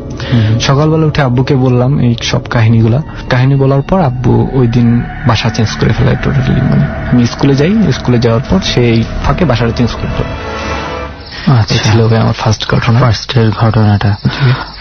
এরপরে আর কোন ধরনের কোনো কিছু কি শুনেছিলেন এই জায়গাটা নিয়ে বা এই বাসাটা নিয়ে, যে কেন এই ধরনের কিছু শোনা যায়, অন্য কেউ শুনেছে কিনা? হ্যাঁ, এই ঘটনাটা আমি আমার ফ্রেন্ডদের সাথে শেয়ার করি। আপনার যে ওই ফ্ল্যাটে দেখা গেছে আরো 3টা ফ্যামিলি ছিল, আপনি যেটা বলেছিলেন। সরি ভাই, একটু বলতে ভুলে গেছি যে আঙ্কেল আন্টিরা রাতের বেলা এসেছিল, তাদেরকে আমরা সকালবেলা মানে নক করি, মানে ডাকার পর তাদের জিজ্ঞেস করি যে আঙ্কেল এরকম রাতের বেলায় তো এসেছিলেন, রাতের বেলা তো আমি ভয় পাইছি, আব্বু ডাকছিল।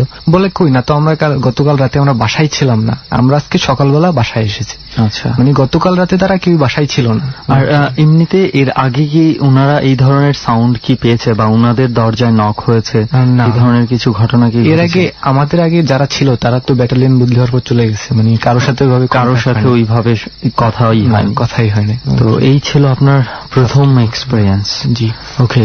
আর কোন ধরনের কোনো কিছু? এরপরে মোটামুটি অনেক বছর আমি ভালোই ছিলাম, মানে কোনো ঘটনা ঘটেনি আমার সাথে। এরপরে যখন আমি এডমিশন টেস্টের জন্য কোচিং করতে আসি, তখন কোথায় আসেন? ঢাকায়? হ্যাঁ, ঢাকায় কোচিং করছি। তখন আমি মিরপুর 6 থাকতাম। মিরপুর 6 একটা ঘটনা বলি, ওখানে একটা মেসে থাকতাম। মেসটা হচ্ছে মিরপুর গার্লস স্কুলের পাশের একটা বিল্ডিং। পাশের বিল্ডিংটা এমন যে আমাদের মেসের বাইরে একটু ফাঁকা জায়গা আছে, তারপরে ওই স্কুলের দেয়াল, মানে কেউ যে আসা যাওয়া করবে ওই দিক দিয়ে এরকম কোনো পসিবিলিটি নাই। আচ্ছা, বা ওখানে আসার কোনো স্কোপ নাই যদি আমাদের বাসা দিয়ে সে না যায়। তা সেদিন রাতের বেলা ঠিক 1টার দিকে আমাদের একটু বদ বসছে কাঠ খেলার। তা আমি আবার পরের দিন এক্সাম ছিল, ইনকোর্স এক্সাম ছিল কোচিং এ। কোচিং গুলো এক্সামের জন্য আমি রাতে 1টার সময় শুয়ে যাই। ওরা সবাই ফার্স্টের রুমে ছিল, আমাদের 3টা রুম ছিল। আমি লাস্টের রুমটা যে শুইতে যাই, যেখানে পরে ফাঁকা জায়গা। তা শুইতে যাওয়ার পর ওখানে ফার্স্টে একটু ঠান্ডা ছিল দেখে আমি জানলাগুলো বন্ধ করে দেয়। জানলা বন্ধ করে দেওয়ার পর একা রুমে শুয়ে আসি, তো মানে একটু কাঁথা গায়ে দিয়ে শুয়ে আসি, একটু তন্দ্রার মতো আসছে। ঠিক কতক্ষণ পরে এটা আমার মনে নাই, বাট একটু তন্দ্রার মতো আসছে। আসার পর আবার দেখি যে মাথায় ঠান্ডা বাতাস লাগতেছে। বাতাসটা এমন যে এসির একটা বাতাস যেমন আসে এরকম। আমার বাসায় অবশ্যই এসি নেই, ফ্যান অফ ছিল, তারপর ঠান্ডা বাতাস আসতেছিল। তখন একটু বিরক্ত লাগলো আমার কাছে যে আমি তো জানলা লাগাইছিলাম, তাহলে জানলা খুললো কে? আচ্ছা, ওইটা মানে জানলাটার দিকে তাকাবো যে জানলাটা খুলছে, কি দেখি যে একটা লোক মানে মাথায় পাগড়ি পরা, সাদা পাগড়ি পরা এবং সাদা জুব্বা পরা, এবং তার গা থেকে এসির থেকে যেভাবে বাতাস বের হয় ঠিক সেভাবে বাতাসটা বেরোচ্ছিল এবং জানলা দিয়ে আমার ঢুকতেছিল, এবং সে আমার দিকেই তাকিয়ে আছে জানলা ধরে। তার ফেসটা আমি ক্লিয়ারলি দেখতে পাচ্ছিলাম যে সে আমার দিকে তাকিয়ে আছে। এটা দেখে আমি একটা চিৎকার দিয়ে সেন্সলেস হয়ে যায়। আমি মামাদের সাথে থাকতাম, ওরা আমাকে এসে পরে মানে নেয়, এখান থেকে নেওয়ার পর প্রায় 2 ঘন্টা পরে আমার সেন্স ফেরার পর মোটামুটি ওদেরকে আমি শেয়ার করি ঘটনাটা। বললো ঠিক আছে যাই হোক, পরে ঘুমায় যাওয়ার পর সকালবেলা উঠি, নামাজ পড়ার পর মসজিদে একটা অ্যানাউন্সমেন্ট হয় যে কেউ একজন মারা গেছে, তার জানাজা হবে। আচ্ছা, তা আমরা আবার যাই, আমাদের 2-3 জন ছিল, আমরা ম্যাচ থেকে যাই। যাওয়ার পর মানে আমি লাস্টটা দেখতে যাই, ওখানে যাওয়ার পর যেটা দেখি আসলে রাতে যে লোকটা ছিল ঠিক সেম লোকটাই, বাট আমি তাদের কাছ থেকে শুনি যে সে মারা গেছে রাত 12টার সময়, বাট আমি তাকে দেখছি রাত 1টার সময়। এটা কিভাবে মানে ঘটনাটা এমন ছিল, আমি একটু ক্লিয়ার করি না, আমার শ্রোতা বন্ধুদের একটু বুঝতে প্রবলেম হতে পারে। যেই লোকটাকে আপনি রাতের বেলা দেখে ভয়ে সেন্সলেস হয়ে গেছিলেন 1টার সময় দেখছি, 1টার সময়, পরের দিন আপনি জানতে পারলেন এই লোকটা রাত 12টার সময় মারা গেছে, অর্থাৎ তার মৃত্যুর 1 ঘন্টা পরে আপনি তাকে দেখতে পেয়েছেন। 1 ঘন্টা পরে। আমার যে ভুল হবে তারও কোনো স্কোপ নেই। লোকটা থাকতো কোথায়? লোকটা কোথায় থাকতো আমি ঠিক জানি না, তবে আমাদের মিরপুর 6 যে এরিয়ায় থাকতো, ওই এরিয়ায় থাকতো। কিন্তু আমি বুঝলাম না যে এত কিছু থাকতে এখানেই কেন এবং আপনার সাথেই বা কেন দেখা দিয়েছে। লোকটাকে তো আপনি আগে থেকে চিনতেন? আমি কখনো ওনাকে এর আগে দেখি নাই, কিন্তু আপনার এই রাতের বেলা তার চেহারাটা ঠিকই মনে আছে। এমন ভাবে তাকে মানে আমি দেখছি ফেসটা এত কাছ থেকে, আমার জানালার কাছে আমি মাথা দিয়ে ঘুমাই, মানে উঠলে তার ফেস থেকে আমার দূরত্ব হাইয়েস্ট হলে 1 ফিট দূরত্ব থেকে আমি তাকে এত কাছ থেকে, মানে এই জন্য আমার চেহারাটা বেশি মনে ছিল। ওকে, আর না আমি জানি না যে এত কিছু থাকতে কোনো কানেকশন আমি খুঁজে পাচ্ছি না যে আপনার সাথে ওই লোকটার কিংবা ওই লোকটার সাথে এই বিল্ডিংটার কোনো কানেকশন আছে কিনা, এই জায়গাটার কোনো কানেকশন আছে কিনা। আসলে আজকে আরো কিছু আনসলভের ঘটনাই সামনে চলে আসছে। দেখা যাক সামনে আরো কি ঘটনা পেতে যাচ্ছে আপনার কাছ থেকে। আরো কোন ধরনের কোন স্টোরি কি আছে আপনার? জি ভাইয়া, এরপরে আমি এই ম্যাচটা চেঞ্জ করে ফেলাই। আমার যখন ভর্তি হয়ে যায় ভার্সিটিতে, তারপরে ম্যাচ চেঞ্জ করে আমি আজিমপুরে চলে যাই আমার ফ্রেন্ডদের সাথে। উঠি আজিমপুর বিডিআর ক্যাম্পের একটা গেট আছে, ওখানে উঠি। তো ওখান থেকে আমার ক্যাম্পাসে আসতে, আমার ক্যাম্পাস ধানমন্ডিতে, ক্যাম্পাসে আসতে হলে আমাকে নিউ মার্কেট ঘুরে আসতে হয়, মানে অনেকটা দূরত্ব পার হইতে হয়। অনেক দূরত্ব পার হয়ে যায়। আমার এক ফ্রেন্ডকে বলি যে আচ্ছা এখান থেকে কোনো শর্টকাট রাস্তা আছে? তো একদিন আমার এক ফ্রেন্ড মনির নামুর, ও আমাকে একটা শর্টকাট রাস্তা দেখে, সেটা হচ্ছে আজিমপুর ওই পাশের যে গেটটা, মেইন গেট যে কবরস্থানের, সেই গেট থেকে এই পাশে নিউ মার্কেটের পিছনে একটা গেট আছে, ঢাকা ভার্সিটির সোশ্যাল ডিপার্টমেন্টের হলের সামনে। তো এখান থেকে আসলে টাইমটা খুব কম লাগে, এই গেটটা প্রায় খোলা থাকে এই টাইমটা, আমরা যে টাইমটা আর কি ভার্সিটিতে যাই বা আসি। তো আমাকে ওই গেটটা দেখাই দেয়, আর পাশে একটা ছোট ইয়ে ছিল, ওইটাও আমাকে দেখাই দেয় যে এদিক দিয়েও মাঝে মাঝে যাওয়া আসা করছে, একটা প্রাচীর ভাঙা ছিল। তো সেদিন কোনো একটা তাড়াহুড়ার কারণে আমার ঠিক 2:30-এর দিকে নিউ মার্কেট আসতে হবে। তো আমি ওই দিন বাসা থেকে রওনা দিই। তো আজিমপুর ফার্স্টে যে মেইন গেটটা, সেখানে আসার পর আমি ভাবলাম যে তাহলে আমি তো এদিক দিয়ে যেতে পারি, কবরস্থানের ভিতর দিয়ে গেলে তো আমার শর্টকাট হবে, টাইমও খুব কম লাগবে। আমি সেইভাবে রওনা দিই। গেটে ঢুকতে দেখি যে গেটে 2-3 জন মানুষ আছে, আর পুরো কবরস্থানটা ভালো করে দেখলাম এদিক ওদিক তাকায় যে কেউ নাই। একটু ভয় পাচ্ছিলাম যে যেহেতু অনেকটাই রাস্তা কবরস্থানের ভিতরে, প্রায় 5 মিনিটের মতো রাস্তা, এত দূর একা একা যাবো। তারপরও ভাবি যে না যাই, যেহেতু তারা আছে দিক দিয়ে যাই। তারপর আমি চলে গেলাম, মোটামুটি গেটের কাছে চলে আসছি। তখন আবার দেখলাম যে না আশেপাশে কেউই নেই, আমার শুধু আমি একা আছি। গেটের কাছে গেলাম, যে দেখেছি গেট অফ। এখন তো বিপদে পড়ে গেলাম, আবার এত দূর ব্যাক করবো। তার পাশে যে প্রাচীর ভাঙাটা, এটা বেশি দূর না, তাও 100 গজের মতো হবে। এরপরে প্রাচীরটা কবরস্থানের ভিতর দিয়ে যাইতে হয় জায়গাটা। আমি এটা মানে গেটের দিকে তাকাই ভাবতেছিলাম যে আমি কি এদিক দিয়ে যাবো, এদিক দিয়ে গেলে তো বের হতে পারবো। এইটা ভেবে ঘুরলাম পিছনের দিকে। ঘোরার সাথে সাথেই দেখি যে একজন হুজুর, আমার থেকে লম্বা, আমার হাইট 5 ফুট 10-এর মতো, তা উনি আমার থেকে আরো বেশি লম্বা, প্রায় 6 ফিটেরও বেশি লম্বা। তখন তো দুপুরের সময়টা, হ্যাঁ 2:30 বাজে তখন, আমার ঘড়িতে দেখছিলাম 2:30। তা আমি তাকে দেখে একটু অবাক হয়ে গেলাম, কি ব্যাপার, আমি তো আশেপাশে কাউকে দেখলাম না, তাহলে উনি কোথা থেকে আসলো? যাই হোক, এত কিছু ভাবলাম না। তা আমি কিছু বলার আগেই উনি আমাকে বললো যে তুমি কি ওই দিক দিয়ে যাওয়ার চিন্তা ভাবনা করতেছো, মানে যে প্রাচীরটা ভাঙা ছিল ওই দিক দিয়ে? তা আমি বললাম যে জি, কিন্তু আপনি কিভাবে জানলেন? আশেপাশে দেখো তো। সে আমার কোনো কথার উত্তর দিচ্ছে না, প্রশ্ন উত্তর দিচ্ছে না। সে বলতেছে আশেপাশে দেখো তো, কাউকে দেখতে পাচ্ছ কিনা? আমি জি না। তাহলে তুমি একা কিভাবে সাহস করে দিতে যাওয়া, একা কবরস্থানের ভিতর দিয়ে? আমি বললাম যে আসলে আমার একটু খুব তাড়া ছিল, এই জন্য মানে আমি ইয়ে করছিলাম। তো বললো যে ঠিক আছে আসো, আমি গেট খুলে দিচ্ছি। সে গেটটা খুলে দেয়, চাবি দিয়ে খুলে দেয় গেটটা। গেটটা খুলে দেওয়ার পর আমি বের হওয়ার পর সে গেটটা লাগাই দেয়। তো লাগাই দেওয়ার পর আমি একটু কিউরিসিটি জাগলো যে কি ব্যাপার, কে আসলো, কোথা থেকে, আমি কিভাবে গেট খুলে দিল। আমি পিছনে তাকাইলাম, ঠিক গেট দিয়ে পিছনে তাকালাম। আপনি জানেন হয়তো বা আজিমপুর কবরস্থানের যে দেয়ালগুলো, এটা মোটামুটি 15 থেকে 16 ফিটেরও বেশি লম্বা, অনেক উঁচু থাকে। আমি তাকানোর সাথে সাথে দেখলাম যে তার ফেসটা দেখা যাচ্ছে আমার বাহির থেকে দেখা যাচ্ছে, এবং সে দেয়ালের বাইরে থেকে দেয়ালের উপর দিয়ে দেখা যাচ্ছে, এবং সে আমার দিকে তাকে হাসতেছে মোটামুটি। মানে এত উপরে তো মানুষের কখনোই পসিবল না, এবং আমি তার হাইটটা দেখছি 6 ফিটের মতো, তাহলে সে কিভাবে 15 থেকে 16 পুরো ডাবল, কিভাবে দেখা যায়। এই জিনিসটা দেখে আমি মোটামুটি বেশি একটু শক হয়ে যায়, ওখান থেকে তাড়াতাড়ি চলে আসি। তারপরে ওই দিকটা আমার যাওয়া হয় না।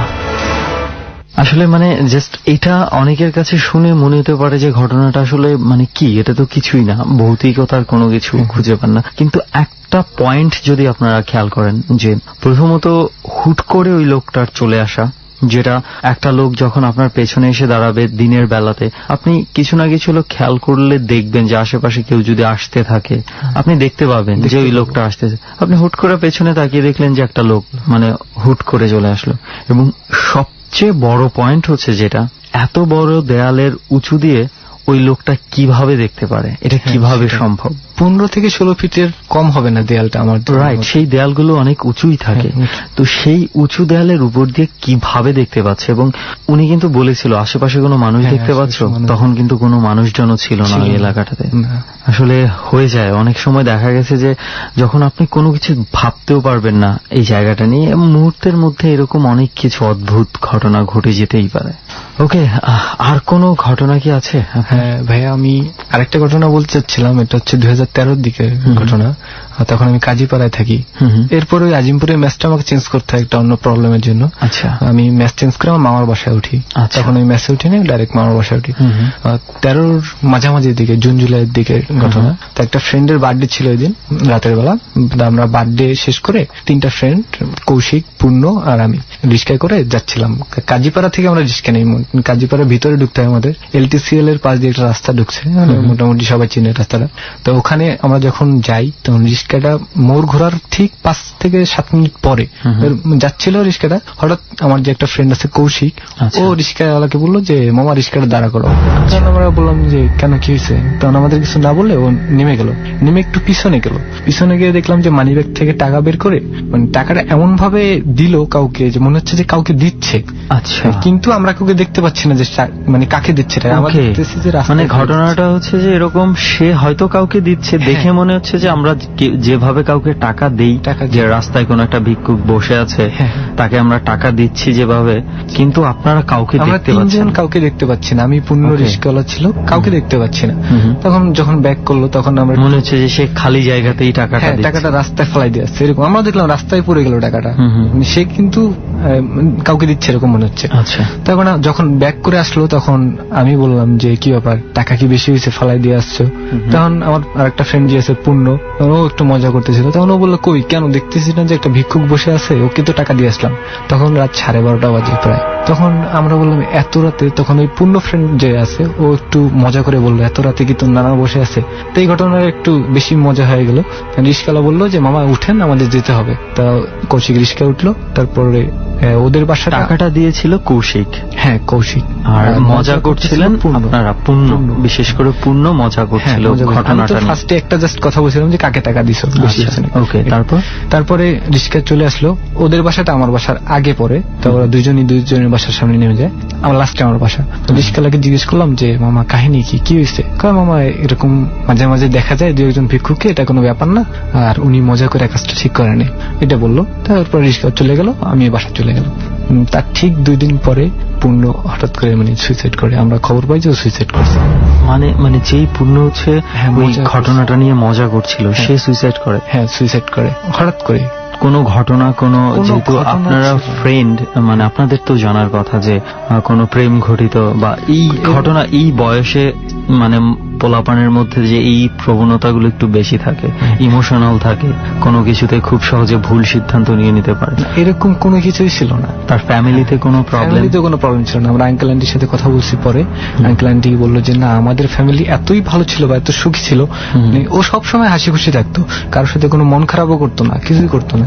এই হঠাৎ করে সুইসাইড করেছে। এটাই হচ্ছে আমার পয়েন্টটা, কারণ অনেক সময় ফ্যামিলির মানুষজন হয়তো অনেক কিছু ধরতে পারে না, কিন্তু ফ্রেন্ড যারা আছে তারা কিন্তু ঠিকই বিষয়গুলো জানে যে এই ধরনের কোনো বিষয় থাকলে, সেটা প্রেম ঘটিত হোক বা অন্য কোনো প্রবলেম হোক, ক্লোজ বন্ধু বান্ধব যারা আছে তারা তো জানতে পারে। কিন্তু ওরকম আমাদের কিছুই ছিল না। আর কৌশিকের পরের বছর স্কলারশিপ হয়ে যায়, ও আমেরিকা চলে যায়। ও পূর্ণ যে মারা গেল, সুইসাইড করলো, কিভাবে করেছিল সুইসাইড? বিষ খেয়েছিল। বিষ খেয়েছিল, কিন্তু ওই বিষটা যে বাজার থেকে কেউ বাসায় আনছিল এরকমও কিছু নেই, ও নিজেও কিনে নেয়। ওর কখনো এরকম দোকানে যায় কোনো কিছু কেনার অভ্যাস ছিল না। কিছু লাগলে ওর বাবা মাকে বলতো, ওর বাবা মাই নিয়ে এসে দিত। কিন্তু বাসায় বিষটা কোথা থেকে আসলো তারাও বুঝতে পারে না। আচ্ছা, আসলে এটা একটা মিস্ট্রি। প্রথমত হচ্ছে তার সুইসাইড করার মতো কোনো কারণ না, আপনারা খুব ক্লোজ ফ্রেন্ড হয়ে আপনারা খুঁজে পাচ্ছেন না, তার ফ্যামিলির কোনো মানুষজন খুঁজে পাচ্ছে। এবং আমি যতটুকু বুঝতে পারছি যে ছেলেটা খুব বাবা মার সাথে খুব টাইট একটা বন্ধন ছিল, খুব ভালো একটা সম্পর্ক ছিল, ফ্রেন্ডলি ছিল, সবকিছু বাবা মার সাথে শেয়ার করতো। তারাও এখানে যেটা দেখা যাচ্ছে যে বিশেষ করে আপনি যেটা লিঙ্ক করতে চাইছেন, সেই ভিক্ষুককে নিয়ে যেই ঘটনাটা হয়েছিল, এর ঠিক 2 দিন পরেই এই ঘটনাটা। এর মাঝে একটু কথা বলে রাখি, এই যে মাঝে যে 2 দিন ছিল, এই 2 দিন মোটামুটি একটু কেমন যেন বিহেভ করতো, যে আমাদের সাথে ভালোভাবে কথা বলতো না। কিন্তু বিহেভটা ওইরকম কিছু না যে আমাদের সাথে কোনো ঝামেলা হয়েছে বা কোনো কিছু, বাট ওর বিহেভটা একটু কেমন যেন একটু অদ্ভুত। একটু অদ্ভুত ছিল, যেটা রিক্সাওয়ালা আপনাদেরকে একবার সাবধান করেছিল যে হয়তো বা বিষয়টা একটু মজাটা বেশি করা হয়ে গেছে। জানি না আসলে এটা কি ছিল, এটার সাথে এটার আদৌ কোনো সম্পর্ক আছে কিনা। তবে এরকম অনেক কিছুই আছে যেই সম্পর্কটা আমরা আসলে বের করতে পারি না, খুঁজে বের করতে পারি না। যেমন আমরা বের করতে পারি নাই যে একটা মানুষ যেটা মারা গিয়েছিল 1 ঘন্টা পরে আপনি কেন দেখতে পেলেন, এটাই আমি কিভাবে দেখতে পেলাম। যাই হোক, অনেক ধন্যবাদ আপনাকে যে ডরের জার্নিতে এসে আপনি আপনার এক্সপিরিয়েন্স গুলো শেয়ার করেছেন। শেষ করে গেল সবার গল্প। রাইট, সবার পালা শেষ, এবার আমাদের পালা শুরু। রাইট, তবে আমাদের পালার জন্য আজকে যদি শ্রোতা বন্ধুরা খুব বেশি আগ্রহ নিয়ে অপেক্ষা করে থাকে, তাহলে একটু হয়তো হতাশ হতে পারে, কারণ এই ব্রিজ সংগঠিত যেই ঘটনাগুলো আমরা শুনেছি, সেগুলো আসলে ঠিক এক্স্যাক্ট ঘটনা বলা যায় না, বরং বলা যায় যে এক প্রকার আতঙ্ক, যেটাকে কিনা মৌখিকভাবে ডেসক্রাইব করা সম্ভব না। তো এই ব্রিজে যেই ঘটনাগুলো অ্যাকচুয়ালি ঘটেছে, সেগুলো না কেমন যেন আমরা যে কয়জনের কাছ থেকে শুনেছি, এই ব্রিজে না আসলে ঠিক ফিল করা যাবে না। ইটস লাইক আ ফিলিংস, একটা অনুভূতি, যেটা কিনা অনেক সময় গা ছমছমে অনুভূতিও বলা যায়, কিন্তু তার চেয়েও মনে হয় একটু অন্যরকম, তাই না? 2-1 যদি এই ব্রিজ দিয়ে হেঁটে যান রাতের বেলায়, আমি জানি না এটা হয়তোবা এই এলাকার মানুষের একটা মানসিক মাথার ভেতরে ঢুকে গেছে যে হতে পারে এইখানে কিছু একটা প্রবলেম আছে, আসা মাত্রই তাদের ভীতি একটা কাজ করে। কিন্তু এই ভীতিটা কাজ করার পেছনে ওদের দোষ দিয়ে কিন্তু লাভ নেই, রিজন আছে। যেমন তপুর কাছে আমরা শুনেছিলাম একজন হুজুরের ঘটনা বলেছিল যে এখানে সে সাইকেল নিয়ে একটা প্রবলেমে পড়েছিল। তো এরকম আরো অনেকে অনেক ধরনের প্রবলেমে পড়েছে, এবং অনেকের কাছে আমরা এভাবে শুনেছি, ব্যাপারটা হচ্ছে যে কি যেন একটা আছে বা কোন রকম একটা কিছু, চলেন ভাই একসাথে দেখে আসি, না না না না না না না আমি যাবো না। ব্যাপারটা হচ্ছে এরকম, রাতের পরে কেউ কিন্তু ঠিকই আসতে চাচ্ছে না, সন্ধ্যার পরে, কিন্তু স্পেসিফিক ভাবে কি ভয় পাচ্ছে তারা বলছে না। ইটস লাইক অনেক সময় যেটা হয় যে খুব বাজে স্বপ্ন দেখে ঘুম থেকে ওঠার পরে একটা ভয় কাজ করে না অনেকক্ষণ, যে কি যেন একটা হতে যাচ্ছে। এই ব্রিজের আশেপাশে ক্রস করতে গেলে অনেকে এই ধরনের ঝামেলায় পড়ছে, একটা প্যানিকের মধ্যে পড়ে যাচ্ছে, কোন দিকে যাবো কি যাবো না, কনফিউশন, ক্রস করবো নাকি এদিকেই থেকে যাবো, ও পাশে মনে হয় কিছু একটা আছে, এই ধরনের আতঙ্ক এই ব্রিজটাকে ঘিরে থাকে। এবং আমরা ইনফ্যাক্ট এমন কিছু কথাও শুনেছি যে অনেকে, যদিও আমরা এটার স্পেসিফিক ভাবে কারো কাছে কোনো ব্যাখ্যা পাইনি বা আদৌ দেখেছি কিনা, এরকম কিছু কথা শুনেছি এই ব্রিজটাতে রাতের বেলা যাওয়ার সময় অনেকে অনেক ধরনের কিছু দেখেছে। এটা আসলে আমরা সবার সাথে কথা বলেছি, একটা মিশ্র প্রতিক্রিয়া পেয়েছি, যে কেউ বলছে দেখেছে, আবার কেউ বলছে না এই ধরনের কথা শুনিনি। তবে আমি আর সুমন কি ফিল করেছি বা কি অনুভব করেছি সেটা আপনাদেরকে বলবো না। আপনারা যদি চান আসেন একবার এই ব্রিজে একবার হেঁটে দেখেন আসলে আমরা কি বলতে চাচ্ছি। রাইট, এটা যেহেতু পুরোটা ফিলিংস এর বিষয়, সো একবার আপনি ফিল করে যেতে পারেন। আর যদি আপনি না জেনে থাকেন, হয়তোবা এই ব্রিজটা, আমার ধারণা কেউ যদি না জেনে থাকে এই ব্রিজটার ঘটনা, সে কি একদম নর্মাল ভাবে পার হয়ে যেতে পারবে? এটা একটু দেখার বিষয় ছিল, আমার মনে হয় না। রাইট, কারণ যদিও আমি আর তুই জানি বিষয়টা, সো আমাদের কাছে ওরকমই মনে হয়েছে। সেটাই, তুই যেই কথাটা বললি না, ওই কথাটা কিন্তু মনে কর অনেকে আছে যে মনের জোর একটু কম, একটু ভীতু প্রকৃতির, তাদের ক্ষেত্রে হয়তো হতে পারে যে গল্প শোনার পরে তারা এ ধরনের একটা আতঙ্ক ফিল করছে। বাট আমরা কিন্তু অনেক মনে কর 45 ইয়ার ওল্ড লোকের সাথেও কথা বলছি, যারা যথেষ্ট ম্যাচিওর্ড, নিজেদের ব্রেইন তাদের যথেষ্ট কন্ট্রোলে আছে, তারা এসব ব্যাপারে ভয় পাওয়ার কথা না, কিন্তু তারাও কিন্তু সেম আতঙ্কই শো করেছে যে না না না, ওই ব্রিজে রাত্রেবেলা না যাই, কোনো কারণ ছাড়াই কিন্তু না যাই, এরকম একটা ব্যাপার। সো এই কারণেই আমাদের এখানে আসা, সেই আতঙ্কর কিছুটা আমরা অনুভব করেছি বলবো অবশ্যই। বাট আপনারা যদি সত্যি সত্যি অনুভব করতে চান, তাহলে ডর is very special because of the spots. Visit the spot if you can. আরো একটা কথা বলে রাখি, আপনাদের আশেপাশে যদি কোনো ধরনের কোনো লোকেশন থাকে, সম্পূর্ণ ডিটেইলস কিভাবে কি করতে হবে আপনাদের ঠিকানা সহ প্লিজ আমাদেরকে পাঠিয়ে দিন, আমরা অবশ্যই যোগাযোগ করব আপনাদের সঙ্গে। চল দোস্ত, আজকে উঠি। চল উঠি, নাকি বসবি কিছুক্ষণ? আর না, চল। ডর মানে